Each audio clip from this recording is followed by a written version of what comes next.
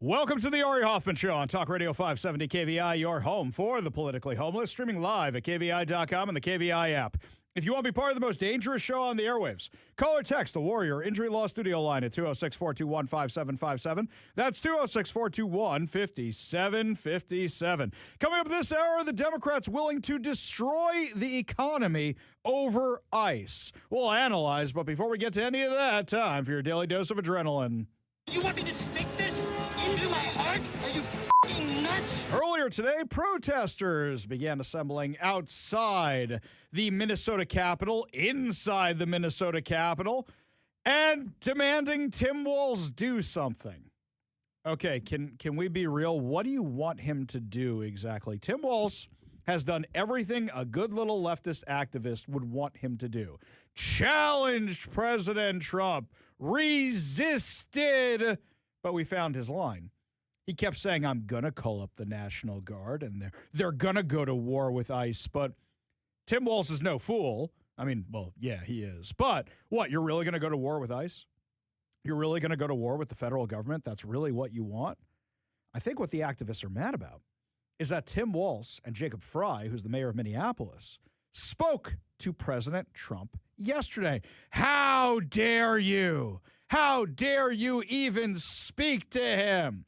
They're chanting ICE out now and do your job. So I think there's a few things at play here. Number one, there's a fundamental misunderstanding of how our country works. You have federal law, you have state law, you have county law, you have city law. All of them apply in different ways. And in a lot of cases, they actually overlap and are the same. You can't kill anybody. You can't assault anybody.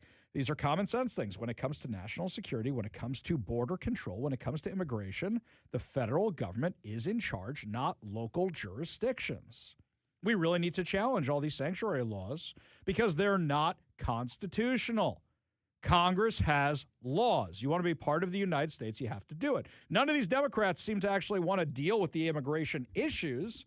Instead, they just want it as a campaign issue.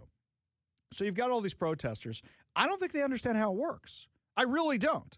Some of them are useful idiots. Some of them are along for the ride of, we'll protest whatever it is. We just like to protest. Is Nelson Mandela freed yet? Let's go free him. Save the whales. Gays in the military now. Whatever it is. Let's just go do that. What is today's thing? There are others who will never be happy. Remember, I told you a story yesterday about how after the election, the inauguration of Joe Biden and Kamala Harris, protesters were downtown after the summer of love. And they were riding and breaking windows at the Starbucks in the Pike Place Market and graffitiing on the ground, rinse and repeat. They don't want the United States to exist. They want anarchy. They want chaos. And as we analyzed yesterday, that's exactly what this is. Organized chaos. This is an insurgency that we are seeing in Minneapolis. And if the feds pull out, they are now giving credence to the insurgency. They're saying, yeah, we left because of them. Now, there are multiple agencies that are operating in Minnesota. One of them is ICE, Immigration Customs Enforcement. The other one is the Border Patrol. ICE calls in the Border Patrol for help when they need more manpower. This is not their usual thing, but they need more help, and we had to surge people to Minneapolis. We had to surge people to Minnesota because of all the rampant fraud that's there, and because this state has made it its mission to circumvent ICE wherever they possibly can. Do you see this happening in Texas? Do you see this unrest happening in Mississippi? Do you see it happening in Alabama? The red states are complying because a lot of the red states got flooded with illegal aliens. They are complying. You only see this organized chaos in blue states. And there's a lot more deportation going on in the red states than the blue states, but the activists know their shtick won't fly there. They know that red states actually enforce the law, while blue states, they're basically saying, yeah, let's go along with this insanity. Now, this guy who got killed, Alex Pretty, the video, no matter how you slice it, ain't great. Do I think he went for a gun? Absolutely, I think he did. Was he resisting ICE Absolutely, I think he was. Did he deserve to get shot 10 times? No. And there's a few explanations for it, but you know what we need? A full investigation. President Trump said we are going to have a full investigation. He said that today. He said we're actually going to do that, which is appropriate. That's what you want to do. But if we're going to have a full investigation, that means we need to investigate Alex Pretty as well. He was in signal chats, which our friend Cam Higbee has infiltrated, showing they are organizing against the U.S. government. They have rapid response to where ICE is, where they will send activists to that location to circumvent ICE, to fight back against ICE. This guy, Alex Pretty, had his ribs broken once before by challenging ICE. This is a guy who they paint him as, oh, he's just a veteran's ICU nurse with a concealed carry permit for his own safety. That's not what he was at all. He was a trained, hardcore activist who went looking for a fight. Somebody posted a picture. I don't know if it's real or not, but it looks like it came from his Facebook profile. Do you remember those rings people used to put around their Facebook profiles during COVID that said, stay home, stay healthy? Somebody put up a picture of him with that. Now, I don't know if that's a bad joke or it's actually his page, but yeah, if he had stayed home, he would have stayed healthy. He chose to go fight against federal law enforcement. Did he deserve to die? Probably not. But you don't resist arrest. You don't carry a gun and then go fight with ICE because those agents want to go home as well. And for those of you who say there were so many ICE agents to just him, a gun changes the odds in that regard. These protesters want more people dead like Alex Pretty, like Renee Good.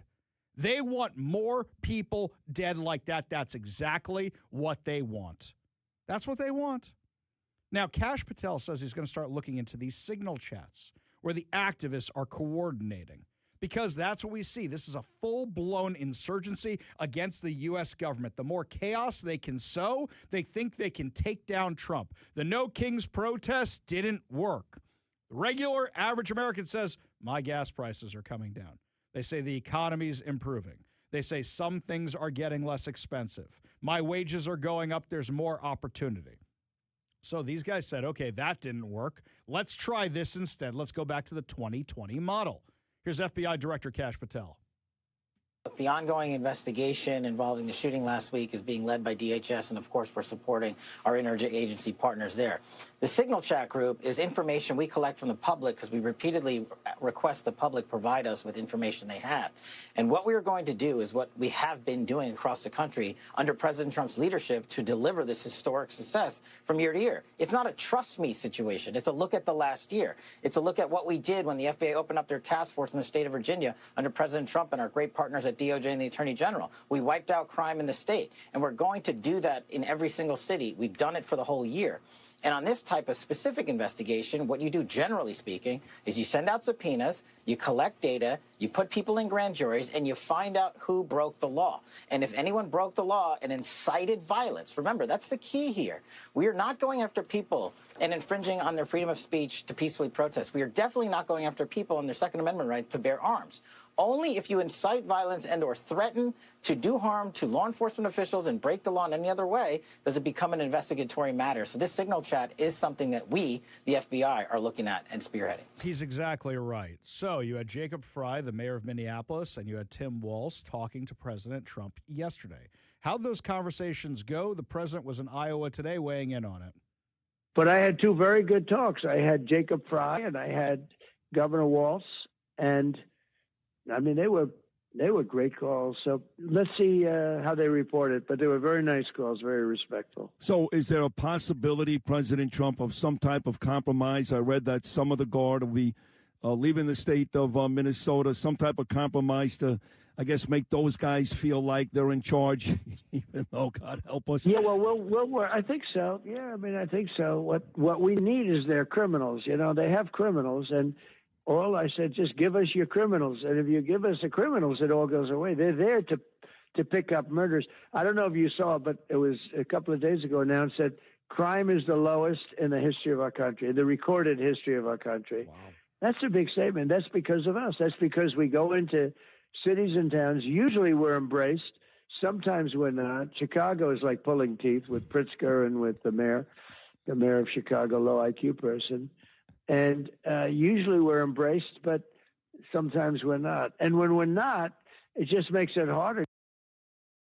That was President Trump on Sid Rosenberg's show in New York while he was out pushing the economy in Iowa. And what he said there is very, very important. What he said was, give us the criminals and all this goes away. It's the sanctuary state laws and policies that are stopping law enforcement, local law enforcement in Minneapolis, in Minnesota, from turning over illegal alien murderers, rapists, child molesters to ICE. The left doesn't want them turned over. You should be asking why Jacob Fry and why Tim Walz don't want them turned over. This is about how they want to circumvent federal law and they want prisons abolished. They want to defund the police. They don't want law enforcement. They want open borders. If you actually enforce the law, none of this happens. None of this happens at all. So who have they chosen as a martyr? This guy, Alex Priddy, who literally broke a rib while assaulting ICE the previous week. He was known to ICE. So because they know who this guy is, they know he's dangerous, they know he's a threat. This is a guy who online was talking about massacring ICE. So when it looks like he went for his gun, how do you know he wasn't trying suicide by cop? Because it looks like he has no problem with himself getting harmed in the past. So why would you assume this is a peaceful protester? He's not. These are not peaceful protests we're seeing. Last night, they targeted another hotel where they thought ICE was staying, where they thought that the heads of the Border Patrol were staying. So they start rioting and breaking windows and trying to set up an autonomous zone. What is it with always trying to set up an autonomous zone? These guys love their autonomous zone. Alex Priddy gets killed. What's the first thing they do? Start dragging over dumpsters and whatever garbage cans they can find to create an autonomous zone. So the people who are anti-border walls immediately start setting up a border wall every single time of their own little area. Hey, how's George Floyd Square doing? George Floyd Square. Right, the last remaining autonomous zone. All the businesses are gone. The place looks like a third world country. Well done. You guys did it. But that's what they want everything to look like. That's what they want. Do we want a full investigation? Absolutely. But this was a guy who was itching for a fight. And if you actually enforce the law and turn over the criminals, you won't have these problems anymore. I've never heard a Democrat yet give me a reason why. And the phone lines are open, 206-421-5757. That's 206-421-5757. About why they don't want to turn over felons. You want to make an argument for misdemeanors? Fine. I don't like that argument, but fine.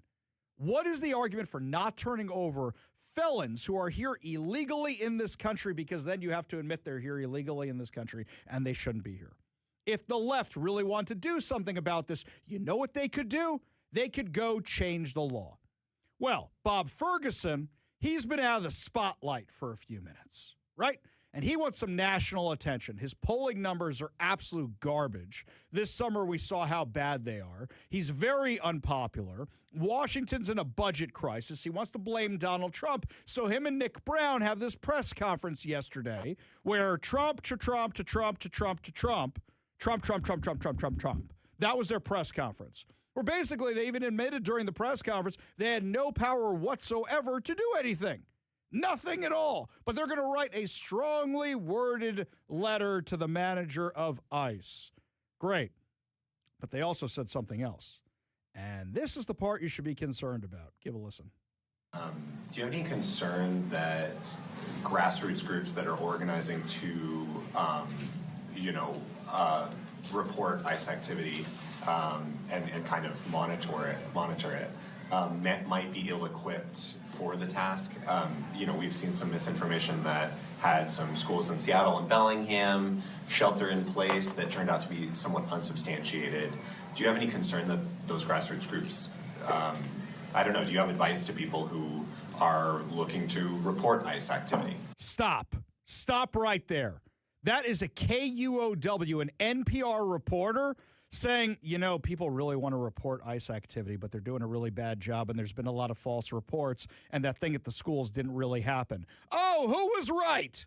I called that last week. I said all these lockdowns are based on nothing when you're quoting a picture from the Roosevelt High School yearbook account. That it was all nonsense, all made up. So now we know it was all nonsense, all misinformation, but out of virtue signaling, they put all those schools in Seattle on lockdown. Hey, let me translate this for everybody. Hey, Bob Ferguson, do you have any advice for the protesters about how they can interfere with ICE more? About how they can track ICE more? Because this guy, Alex Preddy, he got killed doing that. And we don't want to get killed. They're not grassroots organizations. They're activists. That's KUOW. What'd Turd Ferguson tell him? Sure, I'll share a couple thoughts, and the Attorney General and I were chatting about this just before we walked out here, so I'll let him add his thoughts as well. So first I would say what I see in Minnesota, for example, under very extreme circumstances, and what's happening here is I see community and individuals, grassroots organizations doing their part to stand up for their fellow residents of Minnesota and fellow Washingtonians here. Yeah, the Antifa activists who assaulted Cam Higbee outside the federal building while they were protesting ICE. They're doing their part, right? Just doing their part. The ones who assaulted Brandy Cruz outside the Tequila detention facility, they're just doing their part, right? The ones who attack Jonathan Cho all the time for covering their insanity, they're just doing their part, right? So I appreciate that work. And look, to the extent there's going to be, you mentioned the schools being, there's a climate of fear going on right now. And manufactured fear by your teachers' unions. If you don't do anything illegal, you don't have anything to fear from federal authorities. Can't blame folks, for acting when they hear information. Truly. That's not their fault. That's the fault of the Trump administration and what ICE is doing. No, that is their fault. They have every kid convinced, no matter what the color of their skin is, no matter if they're here legally, illegally, that they are going to be rounded up by the gazpacho. That is what they have. Everybody the gazpacho's coming for you, along with the avocado and chips. They're all coming for you. Let's be very, very clear about that. They're creating the situation. They're creating the climate of fear. That's them. So I would say I appreciate what they are doing. And what I would also add is that if things continue to escalate, if that happens here in Washington State, we'll need to depend on those folks to partner with us on making sure that conduct of ICE agents is being recorded, which is deeply helpful, as we saw this weekend, in the face of the lies that came from federal officials. Well, the cameras are what the cameras are. The video is what the video is. The video is not what the video is. There's 4 videos that I've seen with different angles on it, and each one will leave you with a different conclusion. But what Bob Ferguson is doing is basically giving advice to the protesters. He wants to coordinate with the protesters. You can deny reality if you want, but that's reality. So again, what I really want to emphasize, and I'll turn this over to the Attorney General, is we have certain powers as Attorney General or governors to do our part. But everybody has a role in our state right now on defending our democracy. Everybody does. And we're going to need that to get through this. Everybody has a role, so go out and fight with an ICE agent. You know what? I shouldn't call them protesters anymore. We're just going to call them activists, because they're not protesters. They're interfering with immigration officials, trying to do their jobs, trying to get illegal alien criminals out of this country. And now you've got Bob Ferguson, just because he's desperate to be in the headlines and distract from the fact that the fraud allegations here are getting worse. Ferguson. Him, exactly. And you want to know what? It's working. You know where Cam Higbee and Jonathan Cho are right now, who are helping to investigate all the fraud? They're in Minneapolis covering that insanity. So the distraction is actually working short term. What am I talking about today? Instead of Turd Ferguson's fraud, more of this immigration stuff. Later in the show, we're going to talk about how the Washington auditor is refusing to investigate the fraud. Absolutely refusing to do it. Their distraction is working. You can't let it distract you. Now, all the texts and emails I get are about what's going on in Minneapolis. Before this, my inbox was flooded with all the fraud stuff. It's working. You're letting them win. We are letting them win. because they knew the fraud allegations were going to hit Tim Walz, and they were going to hit Jacob Fry, and they were going to hit everybody else in Minnesota, and they were going to hit Ilhan Omar more, and they were going to hit more Democrats. In fact, some Democrats are on these signal chats, organizing with the protesters, with the activists, recruiting the protesters. You've got members of the Minneapolis state legislature trying to recruit people to be part of the signal chats, and it's working. And it's working. This is an insurgency. This is a distraction. And we're letting it distract all of us. We go to the Warrior Injury Law studio line. Take a call from Ron in Tacoma. Ron, what's going on? What needs to happen is we need to RICO the Democrats' rainbow Rambos. This has to stop. And the first thing you do when you're at war with somebody is you take down their communications. Actually, I'd say the first thing you do when you're at war with somebody is take out their finances. And if we declared a whole bunch of these groups, domestic terrorist groups, why aren't we doing to them what we do to Hamas and Hezbollah and everybody else? Why aren't we going after the finances? This has been one of my knocks on the Trump administration, is that you need to take out their finances. If they're not funded, they can't do anything. You're right. Communications is part of that. But you got to take down their finances. And it's nice that we declared all these groups domestic terrorist organizations, but it doesn't seem like we're actually treating them as such. Ron, appreciate the call. Appreciate you being part of the show. You want to be part of the show, you give us a call or a text at 206-421-5757. That's 206-421-5757. When we come back, my friends, Katie Wilson back in the news. And I think really what she's doing is now trying to distract from everything going on in her city that she's not fixing. You're listening to the Ari Hoffman Show on Talk Radio 570 KVI.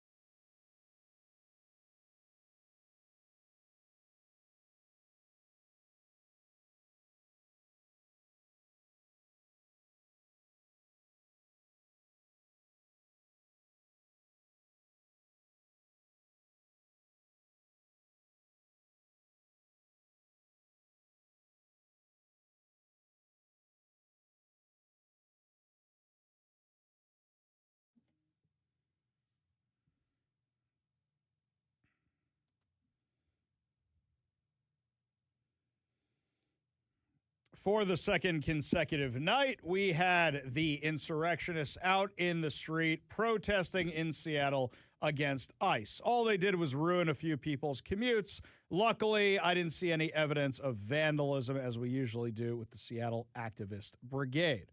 However, just like in Minneapolis, who are the ones encouraging this? Our local elected officials. Gurmeet Zahalai was out there, King County executive, calling for Congress not to vote to fund ICE. This is what we're in for now. We're just going to keep doing this every single night. By the way, I think it's working with some people. I think some people are looking at this and going, you know, we want secure borders, but we don't want this kind of stuff happening in the streets. The Democrats see an opportunity. If they can rile up the mob enough, they're going to go out there and do bad things like what's happening in Minneapolis. You saw what happened at a hotel, 2 different hotels, 2 nights in a row. Anybody being prosecuted for that? Anybody getting arrested for that? I see the feds arresting some people. I don't see local law enforcement doing that. When's local law enforcement going to step up? Now, I wonder if after the phone call between Tim Walz that he had with President Trump and Jacob Fry with President Trump, I wonder if you're going to start seeing more enforcement, because President Trump could do something very, very simple. He could say, let me tell you something, Tim. Here's what we're going to do. What we're going to do is I'm going to ignore the fraud for now. If you enforce the law, we'll ignore the fraud against you. We'll do it. We'll do it. But enforce the law and make sure nobody else gets hurt. If not, Tim, we know how involved you were in the fraud, or we think we know, and we'll investigate it. Look, that's the easiest play you got here. If you got another play, I'm open to suggestions. Right now, what we have to worry about is local Democrats gearing up the rioters. Do you remember in 2020 during the autonomous zone? You had Kashama Sawant lead the activists to a closed city hall because it was COVID. Let them in and take over the building. She led them to Mayor Jenny Durkin's house, where they vandalized the house. Her address wasn't listed because she was a U.S. attorney, and yet she led them to the house. Do you remember? On multiple nights, they would go to Mike Solin's house, president of the Seattle Police Officers Guild. He had to move. I'm pretty sure he had to move. They went to city council members' houses. Man, I've never been happier to lose an election than when I lost the one for Seattle City Council, where those lunatics would be coming to my house every single night. This is what they do. And you've got Democrat politicians who are egging on the mob. This is something that's only going to get worse. And then you realize you can't control the animal you've created. We saw this in 2020. They didn't know what to do about him. So today, Tim Walz gets to deal with the fact that they're all descending on Minneapolis. You know, when I was out in Olympia last week, and I think they're there today also, there's a whole bunch of activists marching against ICE. You know what they were demanding? Not just ICE out or whatever else they're calling for. They want free legal help for illegal aliens. Can somebody rationalize that one to me? Why our taxpayer dollars have to pay for legal help for illegal aliens who aren't even citizens, don't pay taxes? Is that something our tax money should be going towards? Let me know if you think it should be. 206-421-5757. That's 206-421-5757. We go to the Warrior Injury Law Studio line. Take a call from our frenemy, Bennett the Protester. Bennett, were you out there last night? Yeah, and I had to get home early to do some homework because you gave me some research to do. I wanted to follow up on the George Soros thing that you said yesterday. How'd you enjoy the interview? Well, let's recap. You said that George Soros said that rounding up Jews was one of the most thrilling experiences of his childhood, and that to me sounded rather sus, as the kids say. So I assume you're referring to, this sounds like it's conflating two different things. So first things first, for everybody listening, no, this is not true. He did not say anything that I don't think any reasonable person Which interview did you watch? Bennett, which interview did you watch? I assume you're talking about the 2001 interview on Charlie Rose, right? So people listening, you can look it up. Charlie Rose interview. You have to say 2001 because he was interviewed there more than once. But we're talking about the 2001 Charlie Rose interview, right? Which one are you referencing? Because he was interviewed there more than once. Why don't you give me the exact quote there, Bennett? Well, what I think that your statement is conflating two different things. One is that in the 2001 Charlie Rose interview, he did say something along the lines of, that the year of the German occupation was one of the happiest years of his life, which does, right away that sounded, wait a minute, huh? But he goes on to clarify that he meant that because he felt in the David role in a David and Goliath situation. That's not the one I'm talking about. Give me the other one you watched. I want to know if we're even talking about the right one. Keep going. Okay, so I am talking. That is the statement that people appear to have based this on, where he said something cringy about how the German occupation was a happy year, but he said it was because he was in the underdog situation, fighting for survival, and he like wasn't. A thrilling Do you thing know to his him. story? Do you know where he was? Do you know where he was? He wasn't in the underdog situation. Do you know where George Soros was during the 1930s and 40s? Okay, and that's where I think you're conflating something. No. Hang on. Where he was. I don't think you found the right interview, Bennett. Give me the other one that you're talking about, because I don't think you're talking about the right one.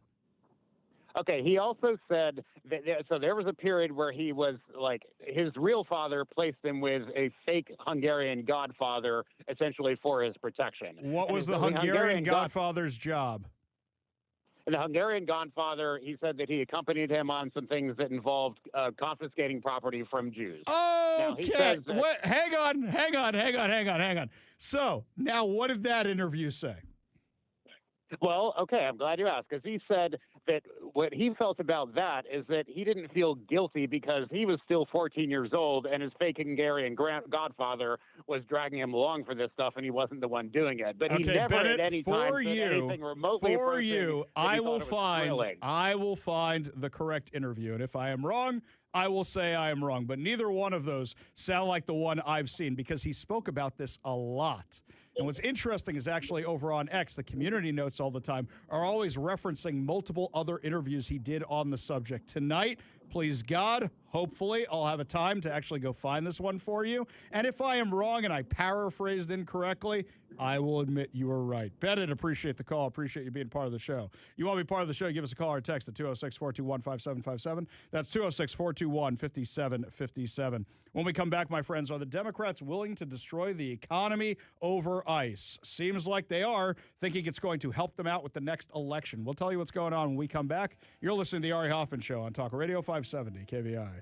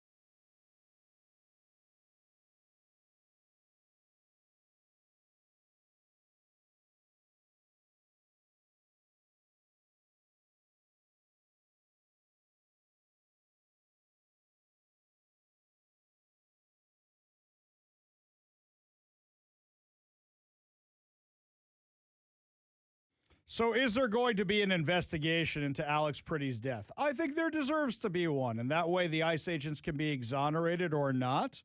Question is, can it be an unbiased investigation? Because everybody's going to call it biased one way or the other. I think there should be an investigation. Here's what the president said today about it.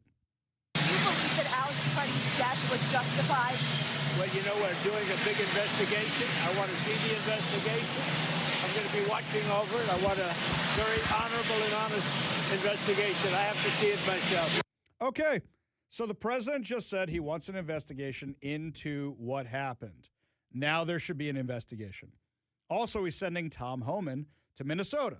Why Tom Homan? Tom Homan, even though the Democrats demonized him all the time, let's not forget there's pictures of him getting medals from Barack Obama. So that's who he's dispatching out to Minneapolis to see what's going on and pulling the Border Patrol head who's in command. Homan is the point person for cooperating with state and local authorities and corresponding with them, again, to achieve this level of cooperation to subdue the chaos on the streets of Minneapolis. And I would just point out that Mr. Homan is someone who has been lauded for many, many decades for his experience working in law enforcement. In fact, this is a Washington Post headline from 9 years ago, 2016. Meet the man the White House has honored for deporting illegal immigrants. And I would remind everyone in this room that it was former President Barack Hussein Obama who awarded a medal to Mr. Homan. So he's obviously very qualified. He has the full trust and faith of the president. He will continue to have these meetings in the hopes that ICE and local law enforcement can cooperate and work together to have successful immigration enforcement, as we've seen in almost every other state across the country. Exactly. Now, you have to remember why we're doing all this, to round up the murderers and the drug dealers and everybody else. And President Trump made sure the media didn't forget that today, because it seems like they're trying to make it seem like every single person here is just some sweet, innocent person looking for a better life. You know, if you remember, I probably got elected more than anything else on the border. We had a border that was open with 25 million people coming through with an open border policy, which was insane. And that's the policy that caused the problems that we have. With all of that being said, other than, I would say, just to put it accurately, Minnesota, and in particular Minneapolis, because it's not all of Minnesota, every city that we've gone to has been, like, literally crime has gone down 50, 60, 70, 80. In Washington, it's gone down. There's practically no crime. You know, Washington is a great example, but you take a look at other cities, Memphis, Tennessee, the crime is down 78%. Exactly right. The crime is going down. You have some of the lowest murder rates in modern history, not seen since the early 1900s. Do you think maybe we were importing a ton of this crime? You don't think Americans just got more homicidal by nature, do you? So now the question is, are the Democrats going to continue funding ICE? Now, something really fascinating to me is the House already voted on whether or not to continue voting ICE. So what we saw happen already, Representative Gluesenkamp-Perez, Marie Gluesenkamp-Perez from our very own Washington, backed funding the Department of Homeland Security because she's in a purple district and she doesn't want to lose. And because she doesn't want to lose, she says, okay, I give a little bit to the Republicans here, I give a little bit to the Democrats here. Plus, people like her are also counting on the fact that they think the Senate is not going to vote for this kind of money. Chuck Schumer has said they won't support this thing. But I think there's enough Democrats in purple districts who are worried about the upcoming midterms. Because though Americans don't want to see how the sausage gets made, they do want less crime. They do want more safety. In fact, it's more than that. 2 Democrat House representatives from Long Island, New York, have broken with their party on the spending bill that includes the money for ICE. Why Long Island, New York? Because during COVID, when everything was locked down in Manhattan, people said, if I'm going to be trapped in my house, I don't want to be in a 3-bedroom apartment or a 1-bedroom loft in the middle of Manhattan. I want to be able to go places. And a lot of people moved out to the suburbs. That means Long Island. So a lot of the people who are not Democrats or who are more moderate or even lean a little right, blue dog, fiscal conservative Democrats said, we're out of Manhattan, we're out of the city, we're going out to the suburbs.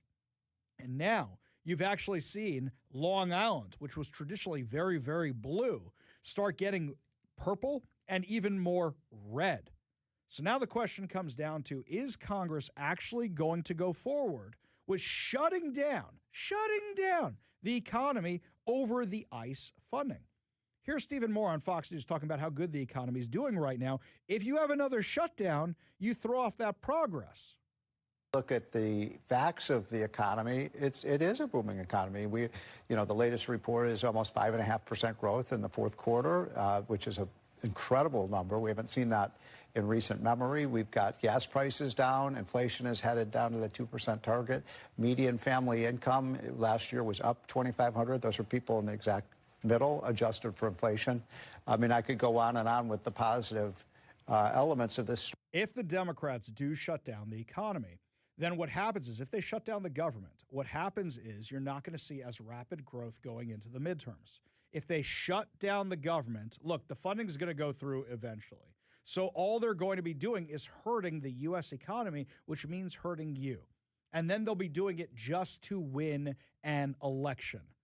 You think they really care about what's going on with ICE? They see it as another campaign issue. If they really cared what was going on with ICE, they would bring forward immigration legislation. They don't do that.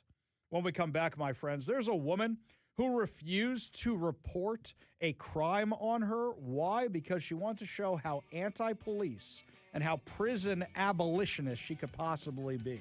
We'll give you that insanity when we come back. You're listening to the Ari Hoffman Show on Talk Radio 570 KBI.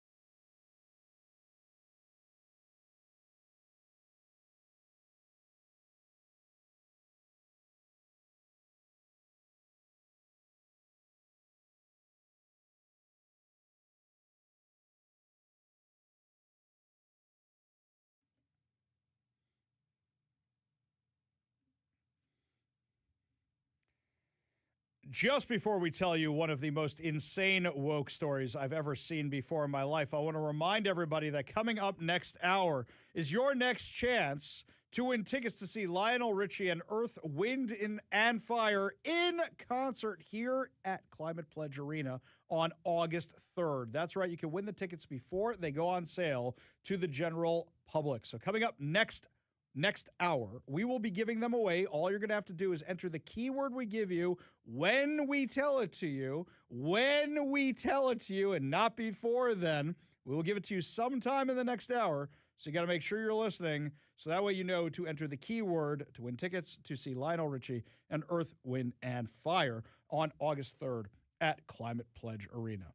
Okay, this is one of the most insane woke stories I've ever seen in my life. It comes to us from the post-millennial. If you have kids in the car, earmuff it for a second. I'm going to clean it up a bit. A leftist writer has published a piece in The Nation explaining why she did not report her alleged 2021, I'm just going to say, sexual assault at the hands of 6 men in Las Vegas, saying that she believes in the abolition of police and prisons. Anna Krauthammer, a writer and doctoral candidate in English literature at Columbia University, wrote that in June of 2021, it happened during a 3-day trip to Las Vegas with 2 of her best friends. She says she remembers too much and too little. I didn't do anything about it. I didn't tell anyone about it either, including the people she could have, like the Las Vegas police or the hotel staff. Why? The simplest answer to the question of why I never reported it is because I believe in the abolition of police and prisons. The less simple, less articulate answer is to pursue prosecuting and potentially incarcerating other people is inconceivable to me. Inconceivable. Even when they have hurt me more than I could have ever believed possible. Because of this, I can only vocalize what I want in negative and inherently impossible terms. That all I want is for it never to have happened. The prospect of being the participant in other people's incarceration is as alien to me as anything could be, to the point that I can only conceive of it in childish terms how silly and strange it would be to have a group of people incarcerated at my expense, when doing so would do nothing to fix the damage they have already so thoroughly done. Number one, do you want that happening to anybody else, assuming it happened? Do you want that happening? We don't know if it happened. This could all be made up. There is no police report. There's no hotel report. We just have your word to go on, and for all we know, we're making it up. Wasn't there a woman who went on The View last week and said she observed a lynching, and there is no record of this thing having happened in the entire time she was alive? But yet she claims she saw a lynching? People can claim whatever they want to get their virtue signal and credit. She said she has long believed in and used the term prison abolition, but has felt in my bones that I can never participate in any chain of events that might send someone to prison for longer. Look, I get that's hard to confront somebody in a courtroom, but they have ways of dealing with that. But you could literally stop what allegedly happened to you from happening to other people. And instead, you don't believe in prisons. Instead, you don't believe in police. You know what always cracks me up around here in Seattle? I remember this was with Full Tilt Ice Cream, run by far-left activists before they closed because they're a bunch of socialist far-left activists. But I remember one of their locations got broken into, and they were anti-police. They even had ice cream flavors about being anti-police. That when their store got broken into, guess who they called? Come on! Guess who they called? That's right, it was yours truly who got all the police records and 911 calls proving it was them. So they're all very anti-police until they want the police to show up. She said that what happened in Las Vegas feels akin to jumping off a building. Both actions fight against every instinct in her body, and instincts are not necessarily rational or conscious. Well, yeah, but that's also why you don't let people who are the victims prosecute the crimes. That's why you let the court prosecute the crime. That's why you let the police go after and arrest the offenders. She said the friends have told her to report it and pursue legal action against them to protect other women someday. She says when so little is available to sexual violence victims in the way of justice or fairness, the current shape of criminal justice can begin to look appealing. If only because it's the most straightforward type of response that currently exists. In fact, it's because on some level, I suspect that this logic creeps, however, consciously or unintentionally, into the minds of those who encourage me to prosecute the offenders. But I cannot fully welcome that advice. So she doesn't actually answer the question of, hey, if you were serious about this, you could protect other people. No, she's not interested in that. Instead, what she would rather do is virtue signal, and claim this happened and there's no proof it happened. It could be completely made up. It could have happened exactly the way she says. But you know why we won't know? Because it's not reported to the police. Lots more to discuss as the show continues, my friends. When we come back, the Washington auditor is refusing to investigate fraud of any kind. Refusing. However, they will investigate digital equity. I kid you not. Won't investigate fraud, will investigate digital equity. Plus, also, don't forget your chance to win tickets to see Lionel Richie and Earth, Wind, and Fire at Climate Pledge Arena coming up in the next hour. You're listening to The Ari Hoffman Show on Talk Radio 570 KVI.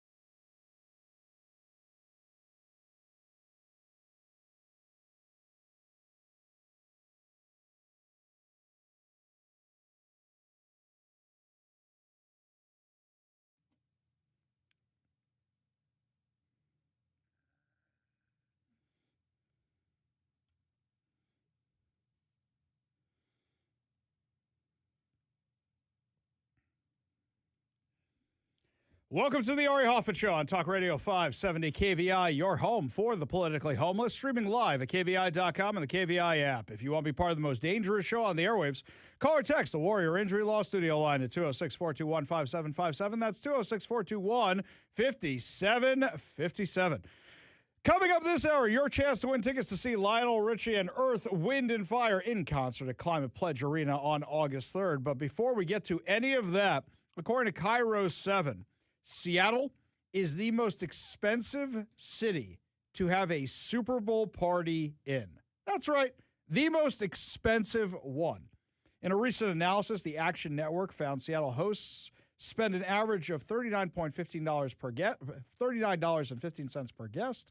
The study analyzed Super Bowl hosting costs on a per-guest basis across major U.S. cities in 2026, factoring food, drinks, groceries, and shared utilities.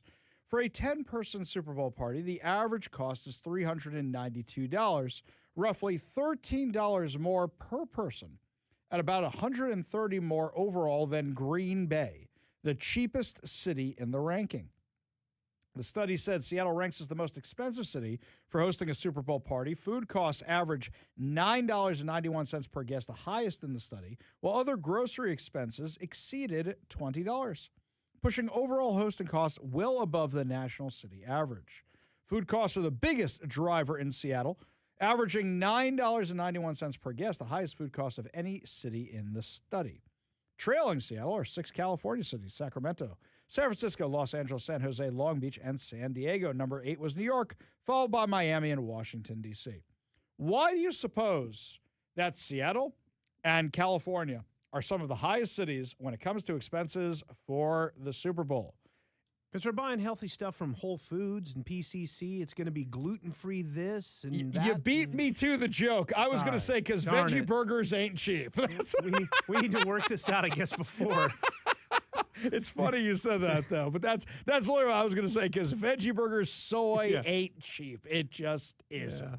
Right. No, you know why? Because everything gets here via gasoline. And the people who are working in the fields use farm equipment that requires gasoline. Because the minimum wage costs are so high, your grocery stores are going to be more expensive. Because your tolls are higher. Because everything is higher here. Because of the Climate Commitment Act. Because of your car tabs of people driving to you. All this is going to be more expensive. One of the people you can thank for this, you may not even know who she is. State Supreme Court Justice Raquel Montoya Lewis. Now, Raquel Montoya Lewis was one of those who said, yeah, you know what, that whole, we know you guys wanted the $30 car tabs, but forget that. Now we're just going to chuck the will of the people. She's one of the most liberal justices on a liberal Washington State Supreme Court. Well, there is some good news, my friends. She announced that she won't be seeking re-election. She announced that today. Now, something funny, if I've done my mathing right and I've done my calendar right, that means that Bob Ferguson doesn't get to appoint a successor who then runs as an incumbent in the election. I think she's outside that window, which means there's an open seat on the Washington State Supreme Court. Now, we don't spend enough time talking about judges. Everybody's obsessed with who's going to be president, who's going to be vice president, who's going to be mayor. But we don't spend enough time talking about judges. So I want to know from you who you think should run for the seat. And before all of you say, Dave Larson, don't get me wrong. I like Dave Larson. In fact, we were sitting together on Saturday night at the Roanoke Conference. But he already lost once. What makes you think he's going to win this time? What makes you think he's going to win? So who would you want to see in that seat? Here's something else. Can you even name any justices without Googling them? Can you even name any judges without Googling them? Sure, you can name a few of the U.S. Supreme Court judges. You might even be able to name all of them. Can you name the ones on the Washington State Supreme Court? And this is a real problem because, as I say all the time, the things that happen here locally affect you a lot more than what happens in Washington, D.C. And I will admit, I can't name all the members of the Washington State Supreme Court without me pulling up a list of them, and I'll go, all right, there's so-and-so and so-and-so and so-and-so and so. We don't spend enough time discussing it. especially when it comes to our initiative process. Regarding the initiative process, don't forget, is that our system is so backwards here that what happens is they come up with a title for it. They put out the signature sheets. You collect all the signatures. You collect 500,000 signatures, whatever it is for Let's Go Washington or any other organization. You turn the thing in. Let's say it gets voted on. The legislature says yes or no. It moves forward. Let's say it goes to the ballot. Then everybody votes on the thing. And let's say it wins. It could still end up at the Supreme Court, which is really backwards. If you're going to have them involved in the system, they should have to judge it before all that money is spent. Right now, last week, they were hearing arguments on the green energy ban, or excuse me, not ban on green energy, but it's the ban on gas, ban on natural gas. They were hearing arguments on that last week. We already voted on this. We already won on this one. We got all the signatures. We voted on this, and now it goes to the Supreme Court, so it could all be for nothing? And what do they care about polling? They don't care about polling at all. So this is because they think they're going to win a statewide race in a very, very blue city, a blue state. They think they're always going to get the support of the state. So think about that for a second. So 2 questions for everybody. Who would you want to see in that seat? Do you have suggestions? Send them on over to us. Send them on over to us. And can you actually name the other ones without looking it up? 206-421-5757. That's 206-421-5757. I don't say this to insult anybody.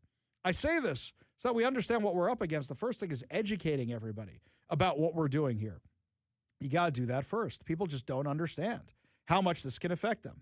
By the way, Justice Raquel Montoya Lewis, this is one of the ones who is pushing the idea that law students shouldn't have to take the bar because it's racist.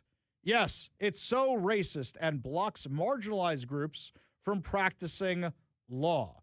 Talk about the soft bigotry of low expectations. Yes, minorities, according to this justice, are too dumb to take the bar, and therefore minorities cannot be lawyers. So what do we have to do?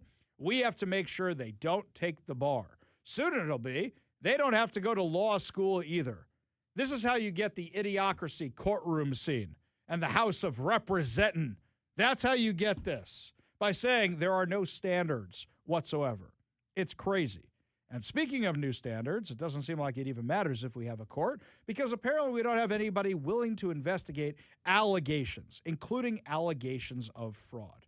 Our friend Carlene Johnson from the Center Square was interviewing the Washington State Auditor about the allegations of fraud. And kudos to Carlene Johnson, who's been all over this story, even when she's sitting in a room with people like Lori Jenkins demonizing her, falsely accusing her of attacking daycare workers. Yes, Jenkins actually said that. So Carlene was interviewing the Washington State Auditor, and she says, nah, we're not going to investigate any of those fraud allegations. Why would we do that? Many of them are receiving, hundreds of thousands of dollars over a few months' time in subsidies. So that's have you reported that to DCYF or reported it? Here's the thing. It's not my job. It's right there, publicly accessible information. So I would say if you're auditing these large payouts, it would make sense. It's easy to see. You go to childcareware, find the address or the name of the provider. Then you go to fiscal.wa.gov, type in the name of the provider, and boom, it comes up and shows, wow, he got $250,000 in 5 months last year, and it shows he cares for 6 kids at his home. I mean, it's so okay. First of all, I would say, as a mother of 4 and with 11 grandkids, and all of them have been in daycare at some point because all of them are working families, I would not want a citizen going to my child's daycare. Okay, that's not the point. That's not the point. That is irrelevant. I have every right to go there as a reporter. If you have a concern, there are people that you can give that information to. Give it, send it to us. You have a credible incidents, send it to us on our Hotmail line. Okay. Can we break this down for a second? The Washington State Auditor just did an audit before these allegations came out. They found there were $2 million in overpayments, likely ripe with fraud. They also found that $500 million of this agency, DCYF, Department of Children, Youth, and Families, was not controlled in any way, shape, or form, which means it was ripe for fraud. Now she's saying to Carlene Johnson, it's your job to report it? Hang on a second here. The auditor is supposed to check for this stuff, and they're supposed to audit agencies. You already had Nick Brown say he's not going to do anything about it. You already had Katie Wilson say she's not going to do anything about it. You already had Lori Jenkins say she's not going to do anything about it. You already had Jamie Peterson say he's not going to do anything about it. So all of them were saying that, and then these reports come out, and they were saying there's nothing to it, there's nothing to it, there's nothing to it. If you go to a daycare, something's wrong with you, even though Bob Ferguson hired Jesse Jones to be his... I don't know what Jesse Jones does, but I know Jesse Jones used to be the problem solver or whatever it was that he did. And what was his big shtick? Showing up unannounced at places. You literally hire the guy who's the Washington poster child for showing up unannounced at places. That's what Jesse Jones did, right? Right? Yeah, he was known for that and going, Jesse Jones. Jesse Jones. But apparently there's not a whole lot of maybe money in that sort of line of work because I don't see too much of that going on anymore. You really don't. All these news stations killed those shows. They don't do investigative reporting anymore. They killed their newsrooms. I mean, the places we used to work, you didn't see as many people working around there as you used to. Como Problem Solvers. There you go. The Como's Problem version. Solvers. Yeah. With Jesse Jones, the Problem Solvers. No. Problem Solvers was Como's version. Oh, I Jesse see. Jones Oh, was I see. Cairo. So they all had their They own all had version. their own Yeah. shtick. Yeah. I got you. Yeah. I remember this, right? So they all had their own version of this, but now they just print press releases a lot of the time. It's so rare. We get excited because we have people like Jeremy Harris who does good stuff. We get excited when Chris Daniels isn't talking about are the Sonics coming back. We get excited because nowadays there's so many people just printing the press releases. So now Carly Johnson has done the job that the mainstream media should be doing, that the mainstream media used to do. And the auditor is saying, nope, there's nothing to see here. What, you didn't file a complaint? Wait a second. Wasn't the big claim of people like Lori Jenkins and crew was that, oh, well, we always audit these things. Oh, well, they always do surprise inspection. There's always audits. You have the Washington State auditor saying they're not auditing anything, and now you're trusting the agency to do their own audits after the Washington State auditor already found they were ripe for fraud, and they hadn't even given them, DCYF hadn't even given the Washington State auditor their financials of daycare providers for the last 4 years? It's clear that somebody higher up went to the Washington State auditor and said, yeah, you can't release those reports anymore. Your reports are making us look bad. You have to stop releasing those reports because guess what? Now everybody kind of knows we were ripe for fraud, and we keep getting questions about it, and we look like idiots, so we keep going viral for it. That guy, Ari Hoffman, and Carlene Johnson, and Brandy Cruz, and Jonathan Cho, they're making us look really stupid on the social media. And you don't want to happen here what happened in Minneapolis, do you? Because that's literally what we're watching happen, literally. Thank God we have a federal government that wants to root out fraud. Here's your president. So in Minnesota, they think it's $19 billion. If they think it's $19 billion, triple it or quadruple it. And if we catch a lot of this fraud, and I felt it for a long time, but now we know what's happening. And the answer is, yeah, there will be accountability. It's one of the little problems. You know, I happen to think, and I've said it from the beginning, that a lot of what's going on with respect to Minneapolis, you know, with what's happening with all the hoopla, is so people don't talk about. You think the it's fraud. a distraction? I've said it from day one. It's a distraction because what you don't see is that we have hundreds of accountants from Todd and from all of the different people. We have hundreds of accountants going over everything that's happening, and we're finding fraud on top of fraud on top of fraud. And I think that they don't want that to happen. You're talking about $19 billion. Probably that's a minimal number. Now, you take that and you go to California. You think California is better? I would say California is worse. It's totally out of control. They don't know what they're doing out there. Okay.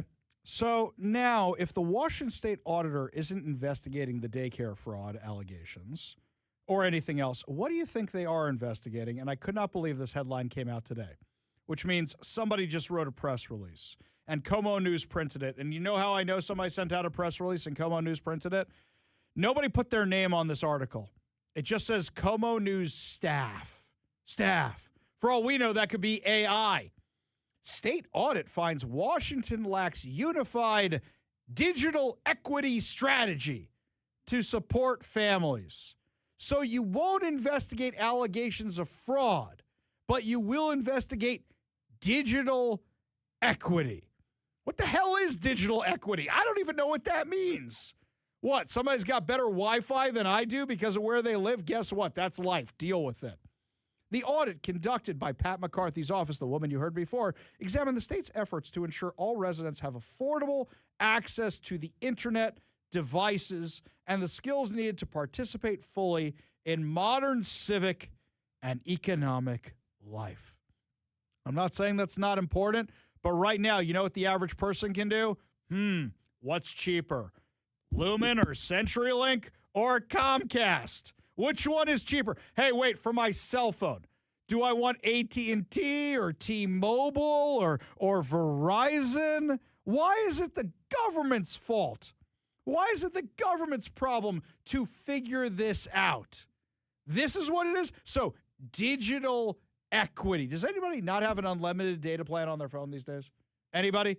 Nobody? We're all streaming all the TV shows all the time from the toilet, right? I would hate to be the devil's advocate here, but I'm going to advocate for the devil, as you have said on the show before. Yes. This is in regards to someone who's like, hey, I'm going to have a meal for the kids or, usable internet service. I'm going to choose the meal for the kids, right? You would think that's what it's for. That's what I would think it would be for. And then the idea behind it is you are asked to do so many things digitally now, especially since the pandemic, that if you're asking people to migrate to something like that, you need to give them access to the type of connection that will allow for it. Case in point, doing anything virtually through government websites, like, I had to go and I was going to be on a jury duty, and I had to do it through Zoom or whatever, right? Well, what if I don't have that connection? What if I don't have a strong enough internet to do that? You know what, Kevin? That is a very legitimate point. That is a great point. That's perfectly fine. Advocating. One little problem here. They apparently have 3 plans. None of them are working, and now they're auditing that. So it's not, oh, my God, these people don't have it. No. They have 3 plans they've come up with, all that have fancy-sounding names.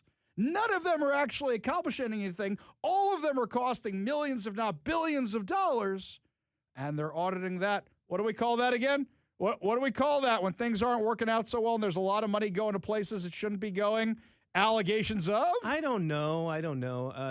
Maybe government incompetence. Sure, we'll give you that one. Maybe there's a word for it. It starts with an F, and it doesn't end with something that's 4 letters. It's not fire truck. Which one is? Oh, yeah, right. Okay, so which one is it? See, Kevin raises a very reasonable point. You want everybody to have the internet. You do. And they have 3 plans that aren't doing it at all. So they're auditing digital equity. You know what that's kind of like?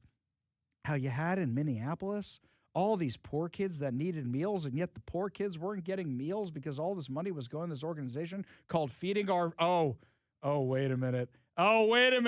Now I see what's going on here. So by saying they're investigating the digital equity, they actually proved there's more alleged fraud going on.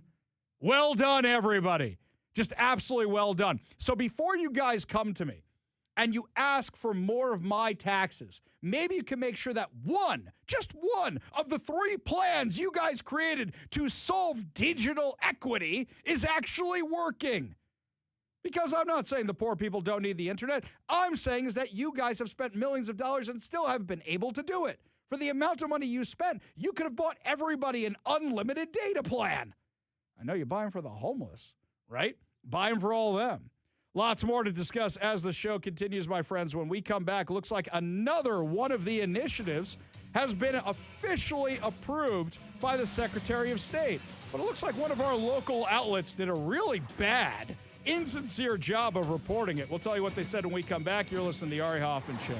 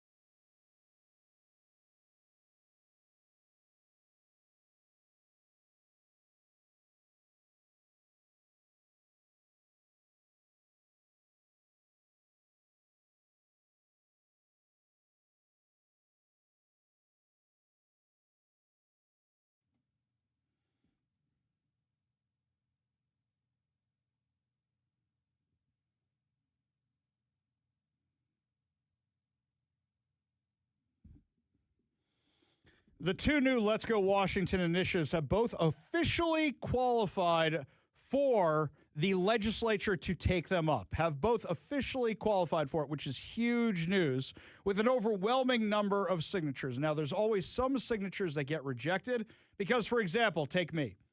I signed the page we had here at KVI for people to do the signatures, right? But I couldn't remember if I also signed it out at the Washington State Fair. Some people duplicate.